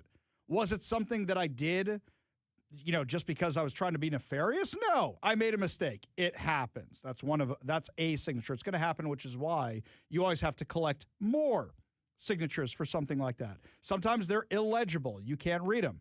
But you're talking about over 480,000 signatures. That's huge. That is huge. So what are the two initiatives? The one to keep boys out of girls' sports and the one for parental rights. And the Washington legislature is refusing to hear any of them. Refusing. Now, something that's fascinating was KOMO News' coverage. And KOMO News' coverage appears to have been updated a little bit because of how badly they got ratioed on social media. The left claims that the Let's Go Washington initiatives, including the one about boys being banned from girls' sports, requires an invasive genital exam because those people from Let's Go Washington want to look at your undercarriage, right? That's what they want to do. Yeah, well, this has been debunked by everybody, even left-leaning outlets like the Seattle Times. Why? Because now if you want to play sports in Washington while you're in school, be it grade school, high school, or college, you have to get a physical. Kevin knows this. Anytime somebody is signed to a mega contract in sports, what's always the caveat? We're going to sign Shohei Ohtani to the biggest contract since, the guy the Mets wasted so much money on for $750 million and still didn't manage to make the playoffs. Hey, look, personally, the reason I didn't get on the freshman team, freshman year of high school, is because I was too late with my physical. There you go. If I had one more day of tryouts, I would have been on the team. One more day. Here, I'll tell you a story that's perfectly applicable for this. I made the basketball team with a broken arm when I was in elementary school. Made the basketball team with a broken wrist, fractured wrist. And what happened was I had actually gone to somebody's birthday party the day before. All right, this is a good story. Kevin's going to like this one. It's a 1980s arcade. What were all the rage in the early 90s? They had the big TV monitor, but you had a video game console set back from it, and there's like a box between them with all the wires running through it. This wasn't like Guitar Hero. No. Dance Revolution or something like that. Before any of that. You're playing like Street Fighter, but it's on a big TV. And okay. There wasn't a lot of light in this arcade. So young Ari Hoffman tripped over the box in between the panel and the control panel and the TV. All right. Hurt like a you-know-what, and I didn't realize anything was wrong. Also, I had never been able to make the basketball team before. I'd always been the manager, the kid who carries the equipment and does the book and runs the scoreboard. And because they were nice and they Too late on your physical. No. I was always had the physical. Okay, always had the physical. You just weren't good. I wasn't good. I was not good. But something amazing happened in 6th grade. You know what it was? I had a growth spurt. And I grew to the height I am now. So I towered over all them little Jewish kids. This was great. I was always the back row of every picture. This was phenomenal. Now, little did I know I stopped here. This was it for me. But for those 1 or 2 years, I'm the tall guy. So all of a sudden, they wanted me on the team. And I worked. And during the offseason, I practiced. And my defense got really good. And I still couldn't shoot. But I practiced. I made the team. And then I went home and I said, my arm is really hurting me. And my parents take me to the emergency room and I find out I fractured my wrist and I'm out for 8 weeks. So couldn't even play in that season either. Couldn't even play, right? But you know what? They would have found that in the physical, right? They would have said, dude, you got a fractured wrist here. You can't play no basketball. can't do that even in defense. You can't wave around a cast. That's going to be dangerous for somebody else. You can't do that. You'd have been able to hide that, though, if you really wanted to. If I really wanted to, but I saw, well, actually, I hadn't seen it yet. Hadn't come out yet. I know what happens in all them sports movies like Varsity Blues. Yeah. When you hide something, all of a sudden your life is ruined. You were supposed to get a scholarship on, be on a big team, but your life is ruined because you hit an injury. Yeah, and there's no way with that kind of an injury that you're going to be able to play many. I'm like, it's going to reveal itself very quickly. Oh, very quickly. Very quickly. What happens when you shoot a basketball? You need that wrist action a little bit. What happens if you get a little nicked on the wrist and you go down to the floor? People are going to think you're LeBron James, right? You know, faking everything. They're going to think that. You can't play like that. You need a physical before you play any sport. Now, Como News took selective quotes out of the Let's Go Washington initiative. What did they say? They said, students, this is what Como News said, require students to undergo a routine physical examination prior to participation in interscholastic sports, which includes documentation of the student's sex assigned at birth. Technically, that's true. It does say that in the Let's Go Washington initiative. But only if you delete a few words from the Let's Go Washington's text. What does the text actually say? Existing Washington state law and school district policies require students to undergo a routine physical examination. They took that out. So what did they do? They made it seem like Brian Haywood and Let's Go Washington and Ari Hoffman and Brandy Cruz and everybody want to check out these kids' undercarriages. They selectively edited it. This reporter, Natalie Fahmy, she put her name on this. I called her out on social media, and guess what? Now the thing has a community notes on it, waiting for review, because the article completely left out those opening words, trying to make it seem like the initiative makes this a thing. Where do I think Natalie got this from?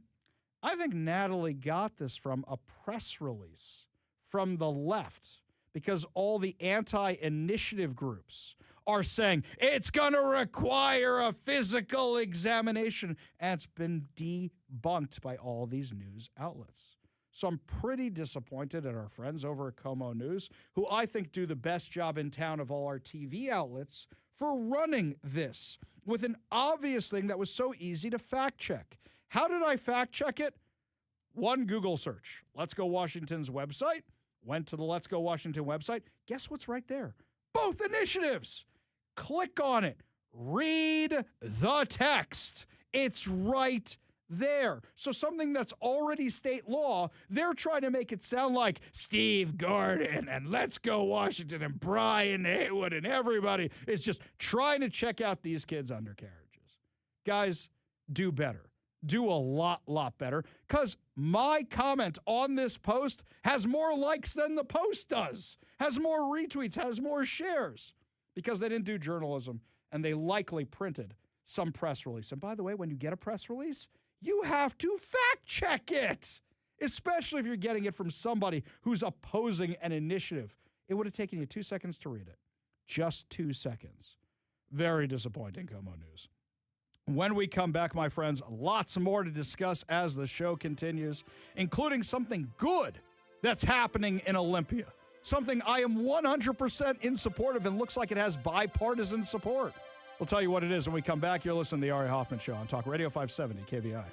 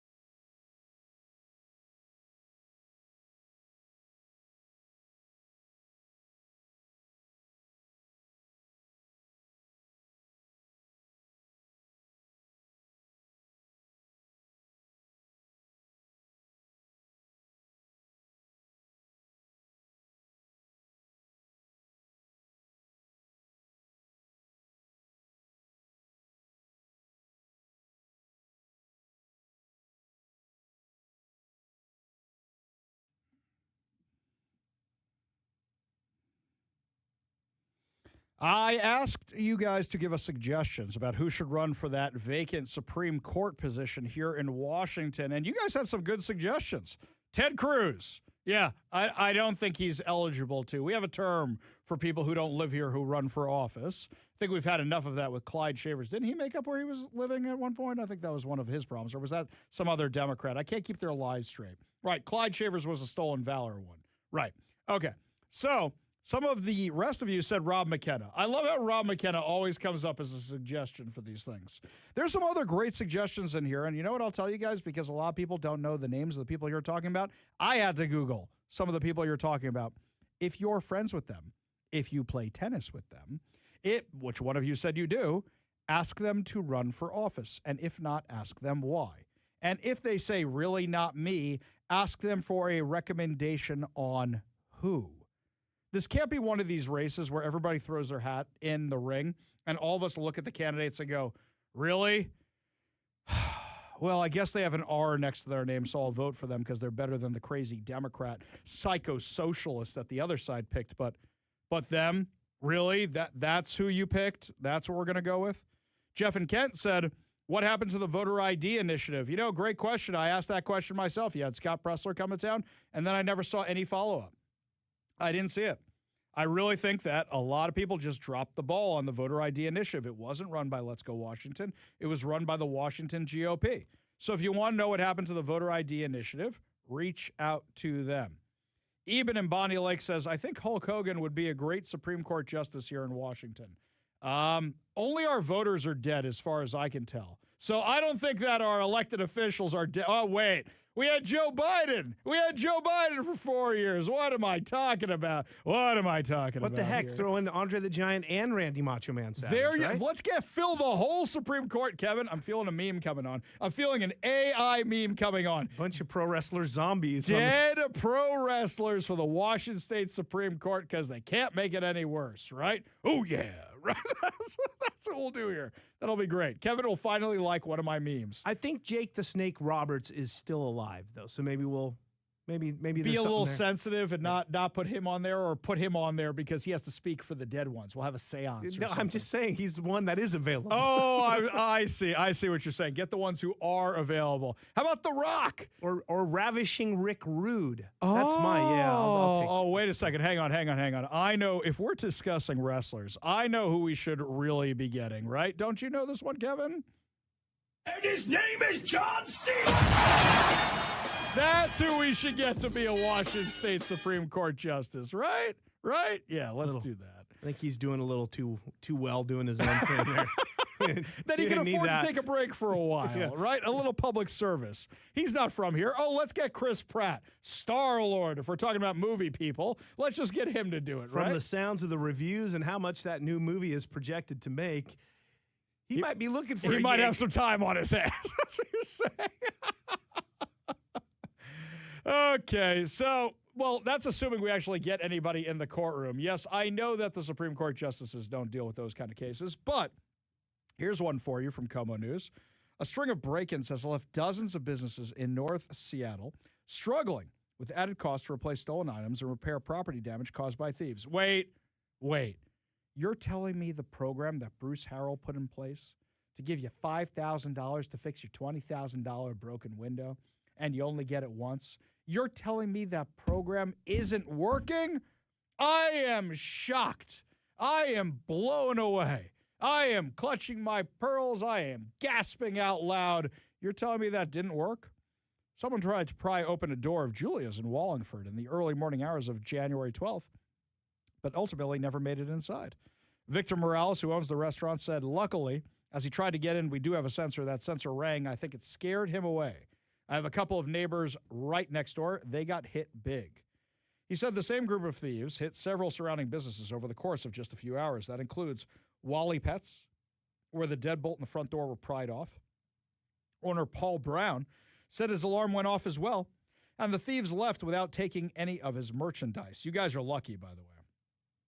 Quote, I'm always grateful nobody got hurt and nothing was destroyed. I'm fortunate that the business is good and I can afford this. But think about the little guy who just opened his business, like the coffee shop or the cookie place. Something like this could put them out of business. A Reddit post listed nearly a dozen businesses that were burglarized in recent weeks, stretching from Wallingford to the University District and into Ravenna. You know what this reminds me of, Kevin? These headlines sound so familiar to me. Go back in time to the Jenny Durkin era. Go back in time to before her, even before the Summer of Love. These were the headlines all the time. It was all the time. It was these kind of headlines. We got broken into. Well, we got broken into, but they didn't get our stuff. We got broken into. They got all our stuff. These were the headlines nonstop. So, nice. Katie Wilson is literally taking us back in time without a DeLorean. We are back to the year of our Lord, 2017, 2018, something like that. That's what it sounds like to me. Seattle Police Department stated it's unclear how many of these crimes may be connected, but noted that property crimes, including commercial burglaries, have been trending downward in the North Precinct. No, it's because people aren't reporting them anymore. They just call the insurance company, and then they deal with it that way. I remember one of these things I saw with my own two eyes not too long ago. Friend of mine has a pot shop. Friend of mine's pot shop got broken into. In fact, we covered it here on the show. I drove by to go see it. And they hit the building so hard with the car they used to break into it, the building was compromised. And they had to have the city inspectors come out to say whether or not the building was condemned so they could steal a few $100 worth of weed. Or the other time, this was one. You remember in that terrible, terrible remake of The Dukes of Hazzard, starring Johnny Knoxville and Sean William Scott and what's-her-face, Jessica Simpson. I never saw it. Okay. It's if you go into it with really low expectations, it will meet them. That's my room. The car scenes are cool and, well, Jessica Simpson, whatever. But, all right, there's a scene where they're trying to crack open a safe. So they wrap a chain around it and drive through Hazard County with a safe tied to a chain. And somebody literally did that to the Starbucks I used to go to in Leshai. They broke into the Starbucks, wrapped a chain around the safe, and then peeled out of there with whatever they were driving. And the safe took out the Starbucks. Took out the counter, took out the windows, took out everything when they ripped it out. In fact, I'm not even sure if they got the safe or that was the chain that just did everything if it broke from the safe. But I remember I went to get a coffee one day and the whole Starbucks is under construction. And I said to the guys, I go, what happened? You know, you guys upgrading? Is it, pumpkin spice? It's a little early for pumpkin spice. I think this was during the summer. And they said, no, we got broken into. This is us repairing everything. Starbucks. As Mike would say, with the quickness. Starbucks, it wasn't boarded up for that day. No. They were already have a team ready to go in the Seattle area to repair your busted Starbucks. I go to a couple of places on the north end that are known for social, the social scene, spirits, and every now and then singing a karaoke tune or two. Yes. Two separate places broken into 3 times between the two of them, and it looks like from the cameras that it's the same 2 guys breaking into these places. Yeah. And the second time in one place, the only thing they got were cartons of cigarettes. That's funny. I took my daughter to Baskin-Robbins in Renton. By the way, that's the closest Baskin-Robbins to my house because all the others have shut down because of things like this. So I got to haul at least 15, 20 minutes out to Renton to go get ice cream. That's how far away I got to go. There's one at Northgate here by my house, too. I think it's still there. That's farther I don't know which is, I don't know which would be closer to you, but that's the one closest nearby. one I have. Yeah. There is one. I'm with you. Speaking of, Baskin-Robbins is one thing, but Dairy Queens are nowhere within the city limits of Seattle, which is hurtful. And all the 7-Elevens are gone from my neighborhood, too. All of them, gone. I got one a block away. You got one. So you're okay there. Yeah, no, they're all gone from South Seattle. The Baskin-Robbins we go to, every time I've been there, without fail, a different window is broken. So these guys get targeted all the time. I'm wondering how much longer that Baskin-Robbins is going to be around for. That's the Subway by my house. Every time I go, there's a different window broken. A different window broken in. Okay, so I can see Sydney Sweeney up on the screen, and I can see the broken windows over at the Baskin-Robbins. When we come back, my friends, something coming out of Olympia I actually agree with that has bipartisan support. We'll tell you exactly what it is when we come back. You're listening to The Ari Hoffman Show on Talk Radio 570 KVI.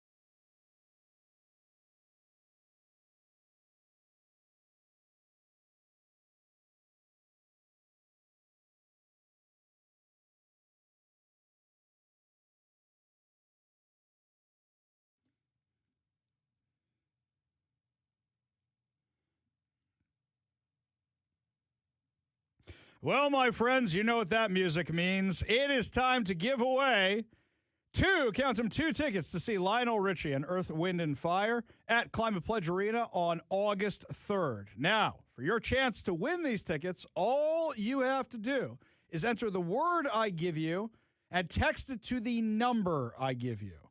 All you have to do, enter the word, text it to the number. Do not call us. Do not email us. Also, do not write your address. Do not write your phone number. Do not enter multiple times. Just once. Just once. And then you will be entered to win those tickets. So today's word is September. That's right, September, like the month.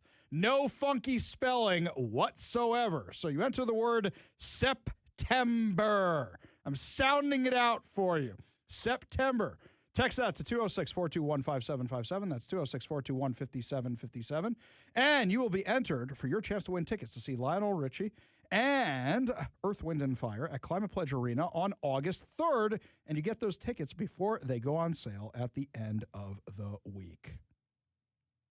When I was out at the Washington State Capitol in Olympia, I noticed all these memorials all over the campus. The truth is, though, I've been down to Olympia a bunch of times. I never really had a chance to take the tour or enjoy the campus. I'm going back there on Thursday to spend the entire day there, so hopefully I'll get some more time and actually learn more about the history of the place, because I'm a huge dork, and this stuff fascinates me, especially why is this bench named after somebody? Why is this memorial here? Well, now, one legislature has an idea for a new memorial on the Capitol campus. Joining us now on the Warrior Injury Law studio line is Representative Hunter Abel. Thank you so much for being with us today. Glad to be here. Such a pleasure. So why don't you tell me about this memorial that you want to put on the Capitol campus? Yeah, so I've offered a bill that would provide for the establishment of a global war on terrorism memorial here on the Capitol campus to honor the men and women from Washington who went out and laid down their lives for our country in the wars in Iraq and Afghanistan. It would be the latest of a series of war memorials that exist here on the Capitol campus. Like you said, we've got a beautiful, war memorial in honor of our service members who died in World Wars I and II. We've got memorials from Korea and Vietnam. But here's an opportunity for us to recognize those who lost their lives in Iraq and Afghanistan, and I think it's high time we do so. Now, this is a beautiful idea, but I hate to be so, I guess macabre is kind of the not the greatest way to put it, but is this something where you'd be able to add names to it? Because the war on terror, though we may be out of Iraq and Afghanistan, it's not really over yet. I mean, when World War II was over, it was over. When Korea is technically still going on, even though it's not. Yeah, that's right. Yeah, exactly. So is this something where, or the design isn't even done yet, this is just the idea of having it? Yeah, it's a great question. So what this bill does is it provides for a work group to figure out things like the design, things like a sculptor or an artist to end up creating the memorial. It also establishes an aspirational 5-year timeline. By way of background, the legislature a few years ago authorized the construction of a global war on terrorism memorial as a permissive matter, but didn't provide any plan or a timeline, basically no way to make it happen. This bill is designed to make it happen. It says we're going to build this memorial. We're going to honor these men and women from our state who lost their lives in these wars. That's really beautiful. Why don't you tell us about your military experience and why you're so passionate about this project? Yeah, this is a bit of a passion project for me. So I've served in the U.S. Navy Reserve. I'm a commander in the Navy Reserve. I came in as an enlisted member of the Navy back in 2003, and all this goes back to 9/11 for me. I'm part of the generation that saw the planes hit the Twin Towers, saw the planes hit the Pentagon, and said, this is my fight. I want to be in it. So I enlisted. I got commissioned a couple of years later. I served in Iraq in 2007, 2008. And then I served in Guantanamo Bay in 2014, 2015, and now, 20 plus years later, I'm still serving. I still have the honor of putting on our country's uniform. And so this is a way, I think, to make sure that we can honor those men and women from our state who've lost their lives. And I think folks who have either experience in uniform or family members in uniform or family history of military service are going to recognize, this bill for what it is a bipartisan way for us to say we honor the sons and daughters of our state who went out and served nobly for our country. That's really beautiful. Now, do you expect any opposition on something like this, or this early, somebody would be a fool to actually oppose something of this nature? Well, It's a good question. So I'll tell you, I'm really pleased. We've got 16 co-sponsors on the bill with a lot of cross-party support. I'm very pleased with that. We've got almost every darn veteran in the state house has signed on board with this. So I'm really happy about that. That it's proof that there are some things that can be bipartisan down here in Olympia. If there is opposition, I think it will primarily be a matter of dollars and cents. But I've drafted the bill very carefully to provide that the bill is intended, or rather the monument is intended to be built primarily with private donations. And so really the only expense for the state is expected to be really the kind of the cost of the coffee and the donuts necessary to convene the work group and have them do the necessary work to figure out the plan and ultimately figure out the budget will be raised with the private financing. I hate to correct you here, but I think there's one other expense for the Capitol. It's the little section of land it goes on. Who has to approve that? Oh, that's a great point. Yeah. So there is there's the land itself. Mm-hmm. Yeah. No. So there is a committee. It's that deals with the placement of monuments here on the Capitol. They would be represented on this work group and part of the group that figures out really where is the most appropriate location for this memorial. Well, I'll tell you something, sir, is that my grandfather was Navy, my family's Navy, and if we can help you in this effort by reaching out to people in Washington when you guys get going on this and do on-air fundraisers or ask for donors for something like this when you're ready for it, please reach out to me, and it would be an absolute honor to promote something like that here on the show. I will. Thank you so much. I really appreciate it. And like I said, just even the sheer amount of bipartisan support we've got on this shows that there's a lot of passion behind this. I'm cautiously optimistic we're going to be able to get it pretty far in this legislative process and maybe even get it to the governor's desk.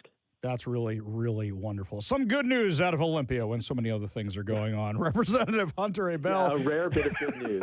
Thank you so much for joining us today. Do appreciate your efforts, and thank you so much for your service. Thanks a lot, Ari. Appreciate it. We got a whole lot more to discuss as the show continues. You're listening to the Ari Hoffman Show on Talk Radio 570 KVI.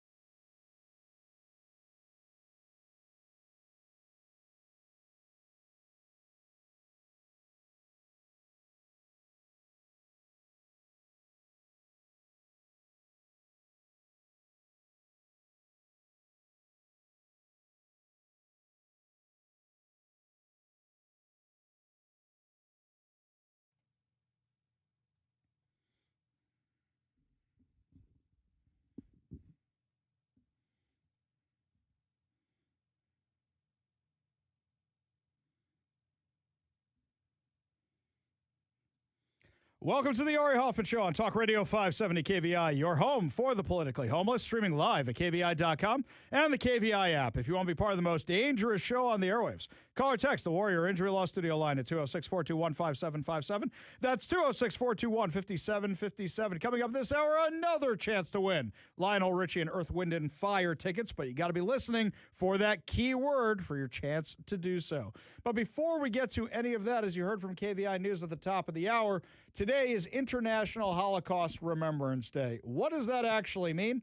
It's commemorating the anniversary of the liberation of Auschwitz. Now, this is something that the UN established. This is not actually when the Jewish community commemorates this holiday, but something that is interesting to reflect on. We got back the last hostage, his body, just a couple days ago. And when this happened, something I thought to myself was, as evil as the Nazis were, as terrible, as horrible, as they should be wiped from everything, from the earth, condemned to the dustbin of history, the ashes to the dustbin of history, there were still Germans who were not Nazis who saved Jews. There were Germans who were members of the Nazi Party, like Oskar Schindler, who did save Jews. So far, we have not seen any evidence of any Palestinian offering to help any of the Jewish hostages that were in Gaza for over 2 years. Not one documented case, not one even alleged case, nothing. We have seen no evidence of this whatsoever because you're dealing with a different type of society. You're dealing with a death cult. Now, we saw evidence of this here in Seattle, Washington. There seems to be some confusion if this was this past weekend or the weekend before. I'll yield to my frenemy, Bennett, the protester, who said this was 2 weeks ago, not this weekend, but this is what you heard chanting in the streets of Seattle. Please support Hamas here! Please support Hamas here! From the river to the sea! Yeah, we're back at it again. What are they protesting exactly? There is a ceasefire. It's in place in the Middle East. It's in place in Gaza. What are they mad about? Oh, they just want Hamas to win. All the masks are off. They claim this was about being pro-Palestinian. It isn't. It never was. That's not what it's about. What is it about? It's about killing Jews. It's about Hamas being in charge. And what's crazy to me is that this is something you would think would have gotten more media attention because this video went viral. I didn't see a single media outlet mention this at all because what is the terminology they've been using the whole time? Pro-Palestinian, pro-Palestinian. It's not pro-Palestinian, it's pro-Hamas. Now, Press Secretary Caroline Leavitt was talking about how the last hostage came home and how this was directly as a result of President Trump's efforts. And she is exactly right. If it hadn't been for President Trump, let's say Kamala Harris was still in office, you probably still have all the hostages there and the war would still be going on. On one more foreign policy point, I will point out, as you all saw, the last remaining body of the hostages, Israeli hostages in Gaza, has been returned. This is a huge foreign policy feat for the President of the United States, for the State of Israel, and frankly, for the whole world. The President made the impossible possible, and so it's great news for the President, for the United States, for our allies, and also for peace in the Middle East. She's 100% right. She's 100% right. Here's what the president had to say about it today. Well, we have good news. You know, we got the last, as you know, the hostages back, and we got the last of the dead back. Sad. And those parents they wanted the body of their son back more, just like almost more than anything I've ever seen before. It's amazing. You know, we got we got the 20 back. We got many before that. Hundreds before that, but that last 20 we said are going to be rough, and we got them back, and now we got all of the dead back. Remember, everyone said that would be impossible. We just got the last one back today. That was President Donald Trump on Sid Rosenberg's show out in New York, and he's 100% right. We got him back, and God knows where we would be if Kamala Harris and Tim Walz were in charge. Tim Walz would probably be funneling money to the Palestinians, funneling money to Hamas if he was in charge. Think about what ifs for a second here. Think about what ifs. And yet, it seems like the left is on the wrong side of history again. What are they mad about? They are mad that Mahmoud Khalil is going to be deported because a federal court has ruled that he's out of here. He's got to get out of here. They got to kick him out. You are talking about a guy who lied on his visa application to the United States. You're talking about a guy who distributed propaganda for a terrorist group, a U.S.-designated terrorist group on American university campuses. You are talking about a guy who led the riots on that campus to attack Jewish students and anybody who supported Israel. You are talking about a guy who took over a building so much so that the janitors, who were black and Hispanic, could not get out of the building, had to fight their way out of the building. I don't know if that's called holding against your will, kidnapping, or hostage taking, but it seems like he was really chasing after the ideals he was espousing from Hamas. And yet the left is celebrating this guy. This guy is a hero to the left, like Zoran Mamdani. A few months ago, when Kamala Harris came to town, and I went to her book tour, I went undercover. If you haven't seen the pictures of me undercover, they were pretty entertaining because I knew I'd get recognized by somebody because I knew the pro-Hamas Looney Tunes were planning on showing up and I wanted to cover their protest. So what did I do? I took out my contact lenses and I put on really thick glasses that I have at home. And then I put on a newsboy hat looking thing, a scarf, this sweater I'm wearing right now.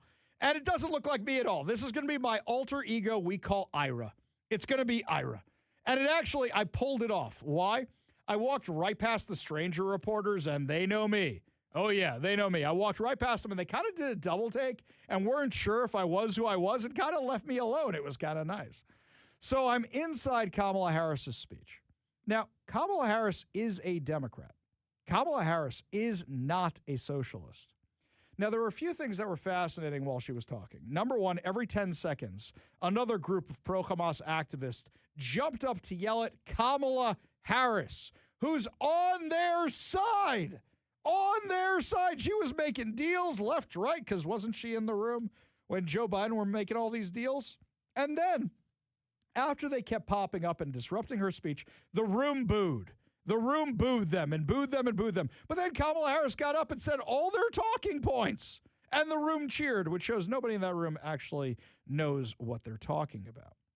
But while I was at this event, it was election night. It was election night. And they were cheering because Zoran Mamdani won. Why are you cheering for Zoran Mamdani winning? You know he's not a Democrat, or do you not actually know that? I think we have a real problem now where a lot of people go, well, he's a Democrat. I'm going to vote for him because he's on my team. I was explaining this to somebody the other day. Kevin, I don't know if you're like a diehard Seahawks fan. I don't think you really. You love the Seahawks. You're from Seattle. You like the Seahawks, right? Right? Yeah, and I watch every game every season, and it's not like I'm some expert on football or anything like that, but I am definitely a Seahawks fan. Perfect. What would it take for you to become a 49ers fan?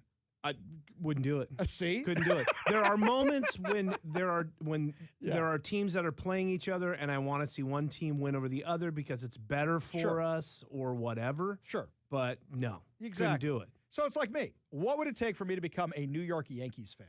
Okay, I think I would lose my audience over that, even out here in Seattle, because nobody wants to be a Yankees fan except for the scum of the earth. The worst people ever. The most awful people ever want to be Yankees fans, right? But I would never do it. And a lot of people treat politics like competitive sports, like team sports. Democrats are their team. Republicans are their team. There are very few independents left out there. I know that all these surveys are telling us there's a whole bunch of independents. I think there's a lot of people who don't care. Between this latest Generation Z and Gen X, I think there's a lot of people who just don't care. A lot of people go, screw it. Are my taxes going to go up? My taxes going to go down? What is it? There's no difference between these guys. They all suck. But when you look, there are distinct differences. Look at the socialists versus the Democrats. I know it's getting harder and harder to see those differences. It really, really is, because so many Democrats are espousing so many socialist points. But there is a clear difference. Katie Wilson today. Katie Wilson, our very own socialist in chief here in Seattle, Washington, was talking about her brand new plan for new bike lanes and bus lanes. New bus lanes in North Seattle. New bus lanes. Let me tell you what they've done to South Seattle. Do you know what I do now? I'm the only one driving in the bus lanes. Why am I driving in the bus lanes? Because they took Rainier Avenue, which was 4 lanes, 2 going in each direction, put a bus lane on each side. There's never any buses there ever. And instead, all the traffic's gone slower and slower and slower and slower. So now I either avoid Rainier Avenue altogether or I drive in the bus lanes. That's why now they're talking about putting cameras on Rainier Avenue and other places, because there's a lot of people like me who go, screw it. Why should I run behind for the buses? You can't make the buses run on time. Katie Wilson has a new plan to make the buses run on time in North Seattle by having more bike lanes. Yeah, she's going to make Denny even worse than it already is. Make the traffic so much worse. By the way, what's with these bus lanes downtown that are in the middle of the road? I get it if you say you want them on one side or the other, but they're in the middle? That makes no sense to me whatsoever. I don't understand it at all. The worst part of that is I think there's one that going up to Cap Hill. Yeah. That if you want to get on the freeway, you have to get over in the left lane. It's a one-way road. But you can't go all the way left unless you're carpooling. Yes. And you can't be in the second to left if you're not a bus. Yes. But you have to be in one of those to get on the freeway. So what do? Do you go over in the other two far right lanes and wait in the last second when you're allowed to get over into the bus lane and turn on it? I don't get it. I don't get it. Funny you should mention, I know exactly where you're talking about, and that's exactly what I'm talking about. My daughter started broadcasting her high school basketball games for the boys team. She likes broadcasting the games. Cool. So I have to go out to the games, and a lot of them are up on Capitol Hill. So I've been going that way. I never go that way. I haven't seen that disaster since they've made that. What a mess. What an absolute mess that is. Yeah, because when the traffic is backed up, you can't get over in that lane if it's backed up 2 blocks back because it's a bus-only lane. No, can't get over. If you wait and try to get over with all the, no one's going to let you over. Right. Exactly right. So you're stuck there. Me, I have just decided to ignore the rules of the road and go wherever it's convenient, as has a lot of other people too. That's by what the way. I do with that too. I'm like, I'm going to get in this and get my chance to get on the freeway. I'm going to get in with these 20 other people in the bus only lane right now because I need to get on the freeway. It's the only way I can get on. See, you're as bad as me. You know what they're trying to do? They're trying to make it so you go, you know what, this sucks. I'm just taking mass transit. Sure. And you know how I can prove that? Forget the bus lanes for a second. Kevin, you drive from time to time from North Seattle, right? And you've seen what they've done to I-5 with all those closures. If they just opened up the HOV lane going the other direction, it might take some of the pressure off those lanes. Do you say HOV lane as in the single lane that's in on the regular freeway? Or are you talking about the express lanes? The they express are doing lanes. that though. So okay. So, but it's because they've shut down the 2 lanes going north. Yeah. The express lanes only go north now. Okay, I'm with you. I see the problem. Yeah. So, but that's a problem for me coming in the morning because I used to get on because the express lanes are open in the morning going south. They go with rush hour. They go the right way. And then but it's only going one way now until this construction is done. So coming into work now, I'm hosed because I can't get on the express lanes. I have to find other ways around because everyone's forced to go south I-5 only. Exactly. So now they've got this mega disaster up there. You know what they're doing? They are hoping. They are absolutely hoping that you're going to say, it's so bad, I'm just taking the light rail all the time. And there's people who will, and there's people who do it. I mean, what? They announced last week that in March, they're going to officially open the link between the east side and Seattle. I saw the train the other day. It didn't look very good. The train was coming off the bridge. They're running the test runs, and it was just kind of stuck there, but going up a hill. So the cars look kind of disjointed, and I go, okay, you guys got to make that thing work better. I mean, I know you probably just stopped it there because you're testing it, but it didn't look great, is all I'll say. Did I hear that that's going to be the first, I could be wrong, the first train going across a floating bridge? It is the first one. Okay. It is the first one. Now, here's what I'm kind of wondering about. Kevin, you know the weather out here, and you've seen when there are white caps out there on Lake Washington, right? Yeah. I mean, there was a time, oh, God, I'm going to sound like such a privileged person with this one, but there was a time where our boat needed repairs, and I went to go pick it up, and I leave the marina, and all of a sudden, every alarm goes off. So I bring it right back to the marina. They do something to it. I come out. Every alarm goes off again. I come back. It's getting darker and darker. It's getting windier and windier, but I got to bring that sucker back. I could not see where I was going. I don't know how I made it back. I thought I was like saying prayers in my head that I don't die on Lake Washington. That's how bad it can get. Now, you've seen when the water splashes over the bridge. Sure. Right? Yeah. What happens when that water starts splashing onto all the electrical stuff they got on those train tracks over there? They got that, right? I'm sure they figured all that out. I'm sure they figured out. The guys who had to rip up the tracks 3 times, I'm sure they have that figured out, right? I mean, they do. I'm sure they'll have problems or issues that will come up that they'll deal with. These are the guys who didn't account for the weight of people after Seahawks games, so the cars decoupled from each other electrically. I'm just saying they usually get it figured out. Eventually. And here's the deal. I have a stop opening up, like, I don't know how many blocks from my house. Like, yeah. It's that, I don't know, man. You're excited about it? I am excited about it. I mean, it's a quick walk. Like, I don't know. I might be using it more often than. Do you have a lot of homeless people in your neighborhood? I mean, I live in North Seattle by the Jackson Golf Course, so I don't know. But I'm saying we know who's going to be on that light rail, right? I mean, Bellevue's about to get a whole bunch of new visitors. I've ridden it so many times because I'm at Northgate and I've used it a ton of times going to the airport, so. I know what I'm in for when I get on there. I check the seat. You know why they upgraded the vinyl seats, right? Yeah, yeah. Which is, again, they learned their lesson. Yes, they do. I'm not sticking up for them. I'm just saying. No. I understand it. Actually, I think I found out why the escalators are always broken on Sound Transit. I have a theory why the escalators are always busted. You ever been to the QFC at U Village? The QFC at U Village out there. They have the double-story parking garage. Well, they also have a thing that is an escalator for your shopping cart.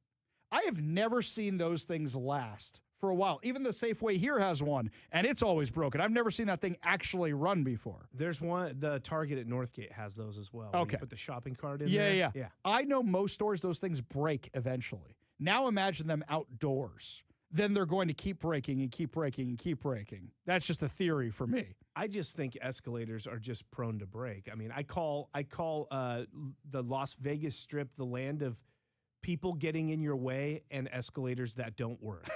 You know what I love? We had somebody call us who was a workman for Sound Transit. And they had a term. They had an actual term they used when the homeless caused the escalators not to work. Be it whatever, a bodily function or stolen parts, yeah. But they had an actual term. It wasn't like unsheltered caused, but it was something close enough to that. I wish I could remember what that term was, but they called the show to tell us what it meant when the homeless made it so those things don't work anymore. I remember that. Yeah. Oh, either way. This one here, Robin Lakewood says, floating train going to have life vests in case of a water landing? That's horrifying to think about. That's actually a good question, yeah. Do they have, like, under the seats or whatever? Right. Are we going to have an issue? I mean, the floating bridge did sink one time. I mean, I know it was under construction, so it's not really like the whole thing collapsed and sank, but it did sink one time. This one here, Ari, the wind-driven water doesn't splash onto the central lanes. Okay, that's what they're hoping for. That's what this text here from the 425 says. I guess I don't realize. You're talking about, this is 90, right? 90. This is I-90. I usually go 520 most of the time. So you haven't seen this. Yeah. What's about to be a disaster. So it is in the middle? It's right in the middle. Okay. It's in those central lanes. The ones that used to be the express lanes. Yeah, HOV. So now the HOV lanes. Now those are gone because there's going to be the light rail there. I think the most frustrating thing to me, why I am why I am engineered to hating this train is when they locked us all down for COVID and said you couldn't run your business, they were still working on the light rail.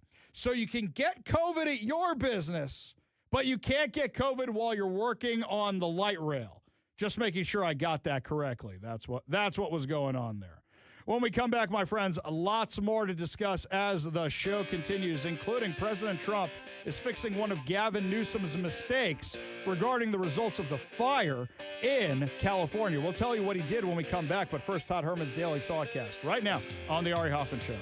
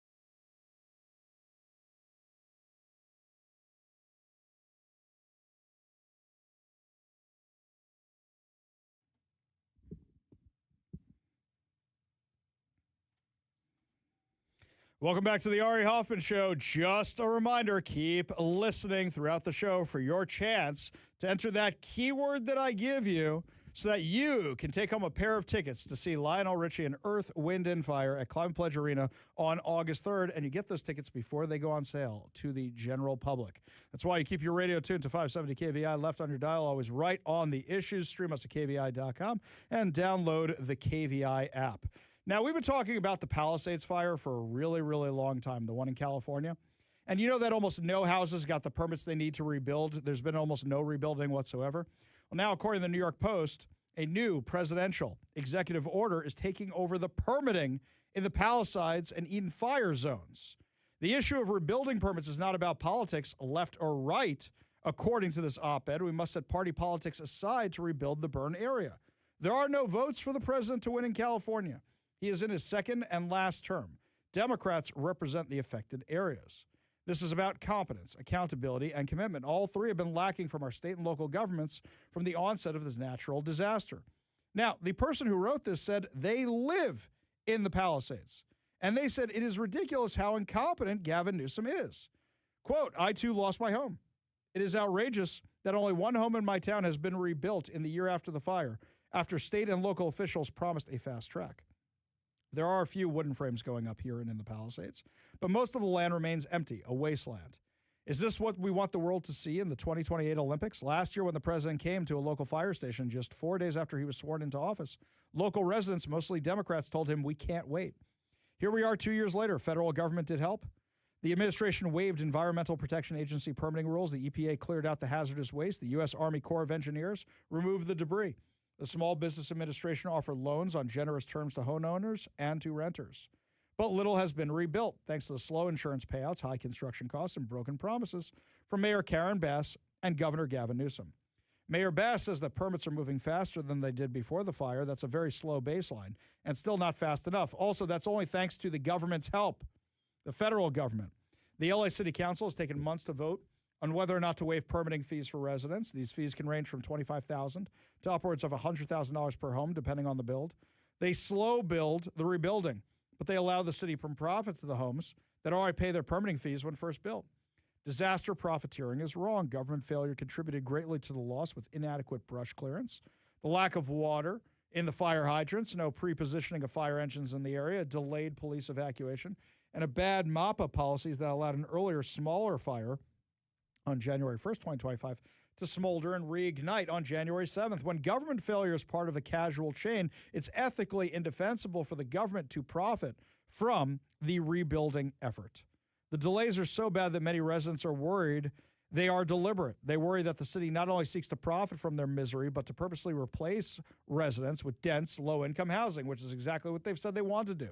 Los Angeles needs additional housing, but not at the expense of fire victims. On top of that, Measure ULA, a so-called mansion tax, is slowing down building not just in burn zones, but in all of LA. The transfer tax doesn't just apply to wealthy homes. It applies to any real estate over $5 million, including apartments, clinics, and offices. It impacts burned-out lots, with owners taking lower payments from speculators that in turn pay the ULA tax. What that means is developers can't build apartment buildings. Ironically, that means even less affordable housing in LA, though the tax revenue was supposed to be spent on promoting it. That's good news. It is still possible to build in LA as long as you're the government. The LA Department of Water and Power, the people who left the reservoir empty, who let the hydrants run dry, have been running around digging up streets, putting up holes, pouring dirt on empty areas, and putting up trailers. They don't need permits. They bypass the system. With this new executive order, the federal government is holding Bass and Newsom accountable for the slow pace of rebuilding. More than that, the new order gives homeowners who lost everything in the fire renewed confidence that we can rebuild soon. Before politics, before everything else, there is a real estate issue. If you don't move quickly and with determination, nothing gets done. It's time to put politics aside and rebuild our great city. And that was written by Jeremy Powder. He's an entrepreneur and Pacific Palisades resident who lost his home in the fire. And what they're asking for is this new presidential executive order to take over permitting in the fire zones. And that's what they got. Because I got to tell you something, the amount of incompetence we are seeing out of Gavin Newsom, a guy who wants to run for president, imagine the entire country being run that way. Karen Bass, wasn't she in Ghana when all those fires happened? Hey, how is California looking overall? This can't be the only problem, right? You know, in San Francisco, You know that mall we've been talking about for a while, San Francisco Center, the one that Westfield said, nope, we're out of here. We are giving it back to the bank. We don't even want to deal with it anymore. All the stores said we're out of here because of how bad things got in that area. Do you know that is now officially closed for good? Closed for good. On Monday, it shut down. I guess it's now for urban explorers. You want to go into, hey, remember when that used to be a mall? Go check it out. You can film the next Blues Brothers or Zombieland movie in that mall. Inside the cavernous downtown mall, according to Fox 2, most shops are shuttered, escalators stand empty, and preparations are underway for its final day. Customers said, can't wait for it to open up. Let us get in there. What are they going to do, rip the fixtures off the walls? The scene is a stark contrast to 2 decades ago when Crowns lined Market Street to shop as what was known as Westfield Center. At the time, the mall was projected to attract 25 million visitors a year. Today, foot traffic is sparse. Of the mall's roughly 1.5 million square feet of retail space, only one store, an Echo shoe shop, appears to remain open. Visitors new to San Francisco and unfamiliar with the mall's decline said they were surprised by how empty it felt. Quote, it's pretty lame going in there, I'm not going to lie. I saw all these locations on a map. I get kind of emotional thinking, wow, there's a lot of places in here, but when I go in there, it's all dead. No restaurants, no stores. It's just empty. You know what this reminds me of? Pacific Place in downtown Seattle.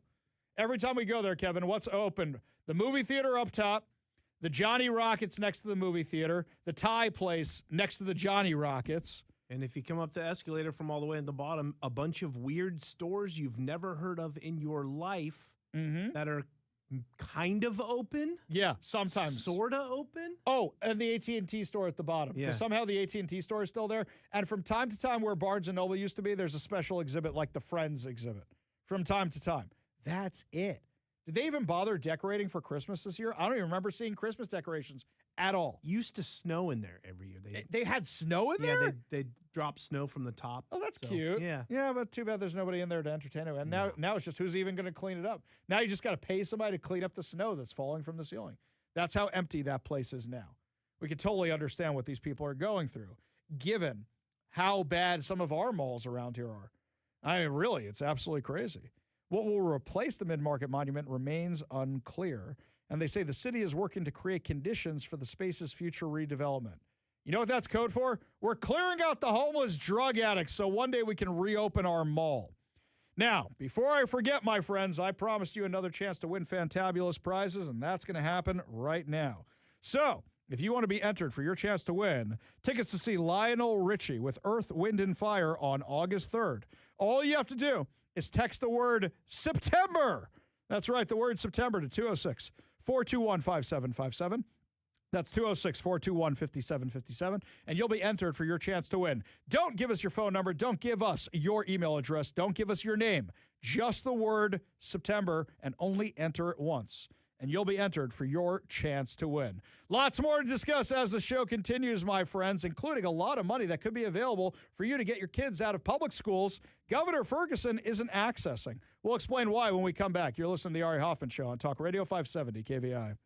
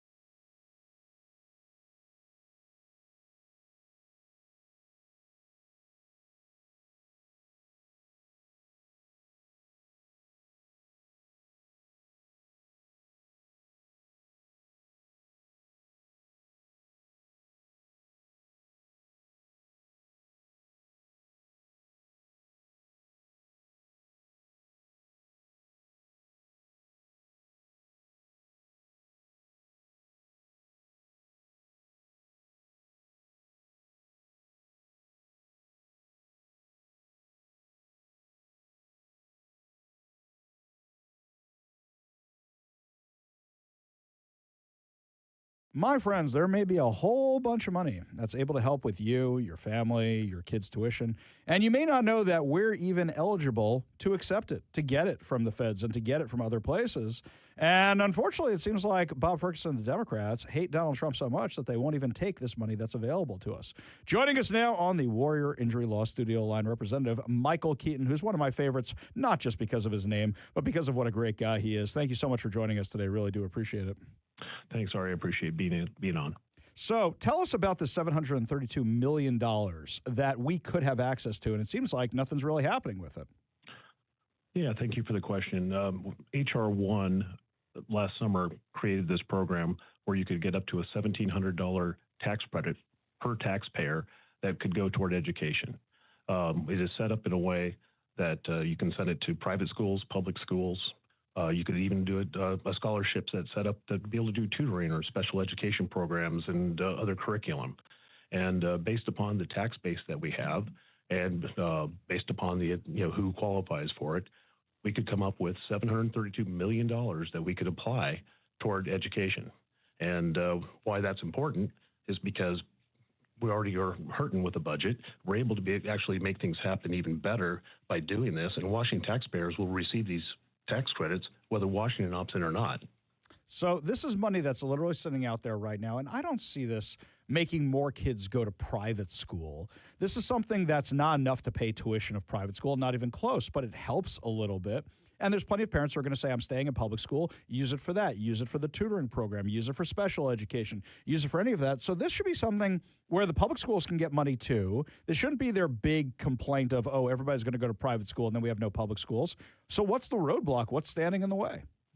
Well, we had a bill moving forward that Rep. Defoe put out there to try to make sure we get opted in. It needs to happen before January 1st of 2027 in order to start taking effect and being able to use those funds next year. Found out the bill didn't get a hearing, so I went with a House Joint Memorial 4013, and Rep. Walsh joined me on it, and it's set up to ask the governor to opt us in.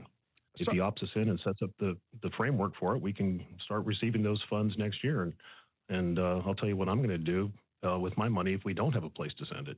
Yeah. I mean, I'll tell you, I'm looking at this and going, this is just insane that there's money available, and they're claiming we have budget crisis and we have all these other problems, and they're not even taking it. That's just nuts. I mean, we can make sure it doesn't go to Somali daycares that have no kids in them, right? That's not where I'm sending it, because you can send it to any scholarship program that's available anywhere. Yeah. And frankly, I'll send it to Mississippi. Mississippi is the one state that's actually made a big change in structural literacy and changed the direction in their scores. That state, have you heard of the Mississippi Miracle? Yep, absolutely. How now they're higher ranked than us by leaps and bounds. Yeah, they were always 48 or 49, and they did the Base Promotion Act in 2013. 6 years later, they were the only state in the union that showed, a 10-point gain. Nobody got any gain in reading, and they got a 10-point gain, which is like the equivalency of an entire grade level. And they were always 48 or 49. They're like number 16, and unfortunately, we're sliding the wrong direction. We were also down to like 27, and frankly, I don't like to lose. Yeah, I'm with you on that one. So in the last few minutes we have on this topic, so I'm looking at the public school system, I'm looking at the private school system, I'm looking at all this money coming in, all this money that's available, and I think to myself, the only way he's going to do it, the only way he would actually do this, I mean, Bob Ferguson, is if the Muslim school said, hey, we want it, and then maybe he might do it to satisfy them. Has anybody done any outreach in the Muslim community to say, hey, if you guys pressure the governor, this could be available for Muslim private schools? That's a good question. I have not personally, but I'd be more than willing to handle any calls. Yeah, because I think that's actually the only people he's going to listen to. I mean, he did the holidays for the Muslim community last year, not the Jewish holidays, not the Christian holidays, anything else. And I know some people are yelling at the phone right now going, are you insane? They're yelling at the radio going, Ari, are you nuts? You know what you're suggesting right now. But if the rest of us want this money, I think you might need that group to step up and say something to him. No, I copy what you're saying. Yeah. If I get a phone call, I'll answer. Might be an interesting idea, interesting approach. Just before we let you go, I understand you had some fun last night. How was the stadium? How was the game last night watching the Seahawks clinch a spot in the Super Bowl? Oh, it was beautiful. The fans were back to where they used to be, trying to make sure that we don't let a bunch of other teams into the stadium. And obviously, you can hear it in my voice. I couldn't speak at all last night, so I think I've done pretty good recovering this far. But on every single down, everybody, when defense was on the field, everybody was screaming the whole time. Amazing. We raised the roof. Amazing. My niece got to go with her husband, and I was very, very jealous because that looked like a lot of fun. Representative Michael Keaton, thank you so much for joining us today. Really do appreciate it. Thank you, Ari. We got a whole lot more to discuss, including your good news, talk about the Seahawks' amazing victory, plus so much more when we come back. You're listening to the Ari Hoffman Show on Talk Radio 570 KVI.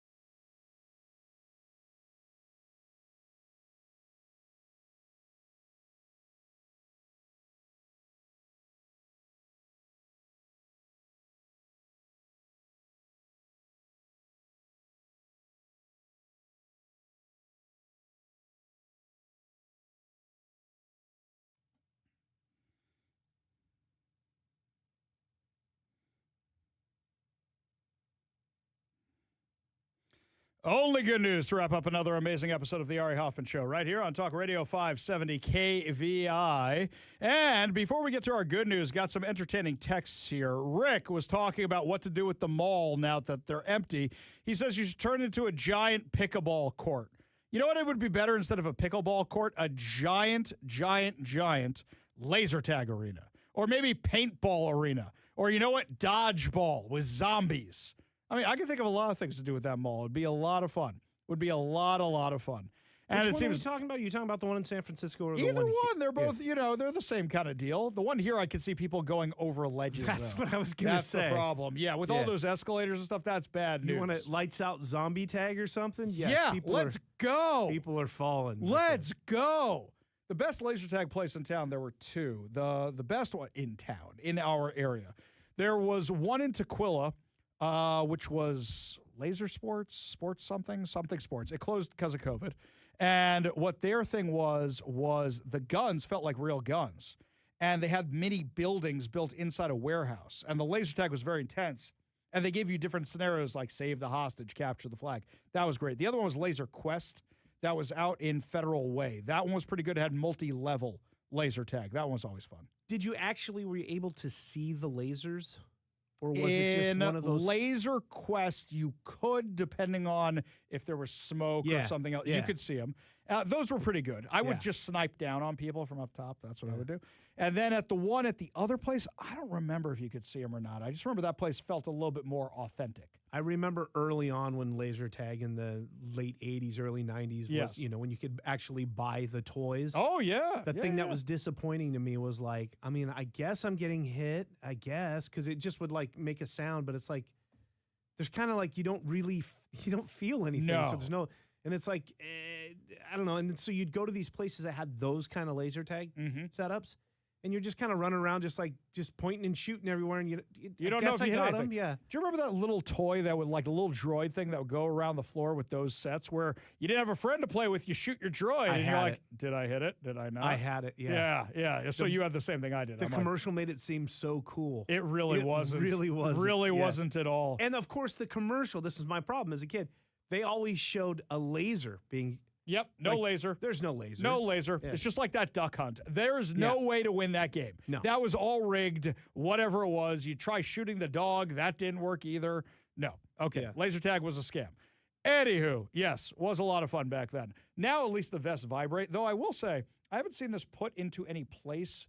But when I used to go to the event rental type conventions, when they had the bounce houses and the roller coasters and all that stuff, they did have this arena where you wore VR goggles and you had the laser tag pack on. Yeah. And the thing was, the bullets, the lasers, whatever it was all in the VR goggles. But also, you didn't look like you. You looked like an alien or something else like Oh, that. sure, So you're you're- shooting something else or a zombie. That Your was kind of cool. avatar was representative of whatever. Well, right? you didn't get to VR. pick your avatar. It was aliens versus zombies Sure. or whatever it was. That was pretty awesome. So we like that kind of thing. I do like that suggestion. Here's another one. Got a suggestion for all of you. So Dick's Burgers, Dick's Drive-In is celebrating their 72nd anniversary, which means 19-cent burgers at multiple locations for the rest of the week through Thursday. According to My Northwest, the tradition stems all the way back to Dick's roots, where the company first offered cheeseburgers for only 19 cents at its grand opening when 35-cent burgers were the norm. Quote, many show up with the same goal they've had for decades, getting a hamburger or a cheeseburger, fries, and a shake. It tastes the way they have since 1954. What makes it special isn't just the price. It's what the price represents, a connection to the earliest days of Dick's drive-through, and through it, the memories made here in more than 7 decades. You know what I like is actually, I know I can't eat these places, but when I drive by on Sundays, people treat it like they should bring out the classic cars a lot of the time.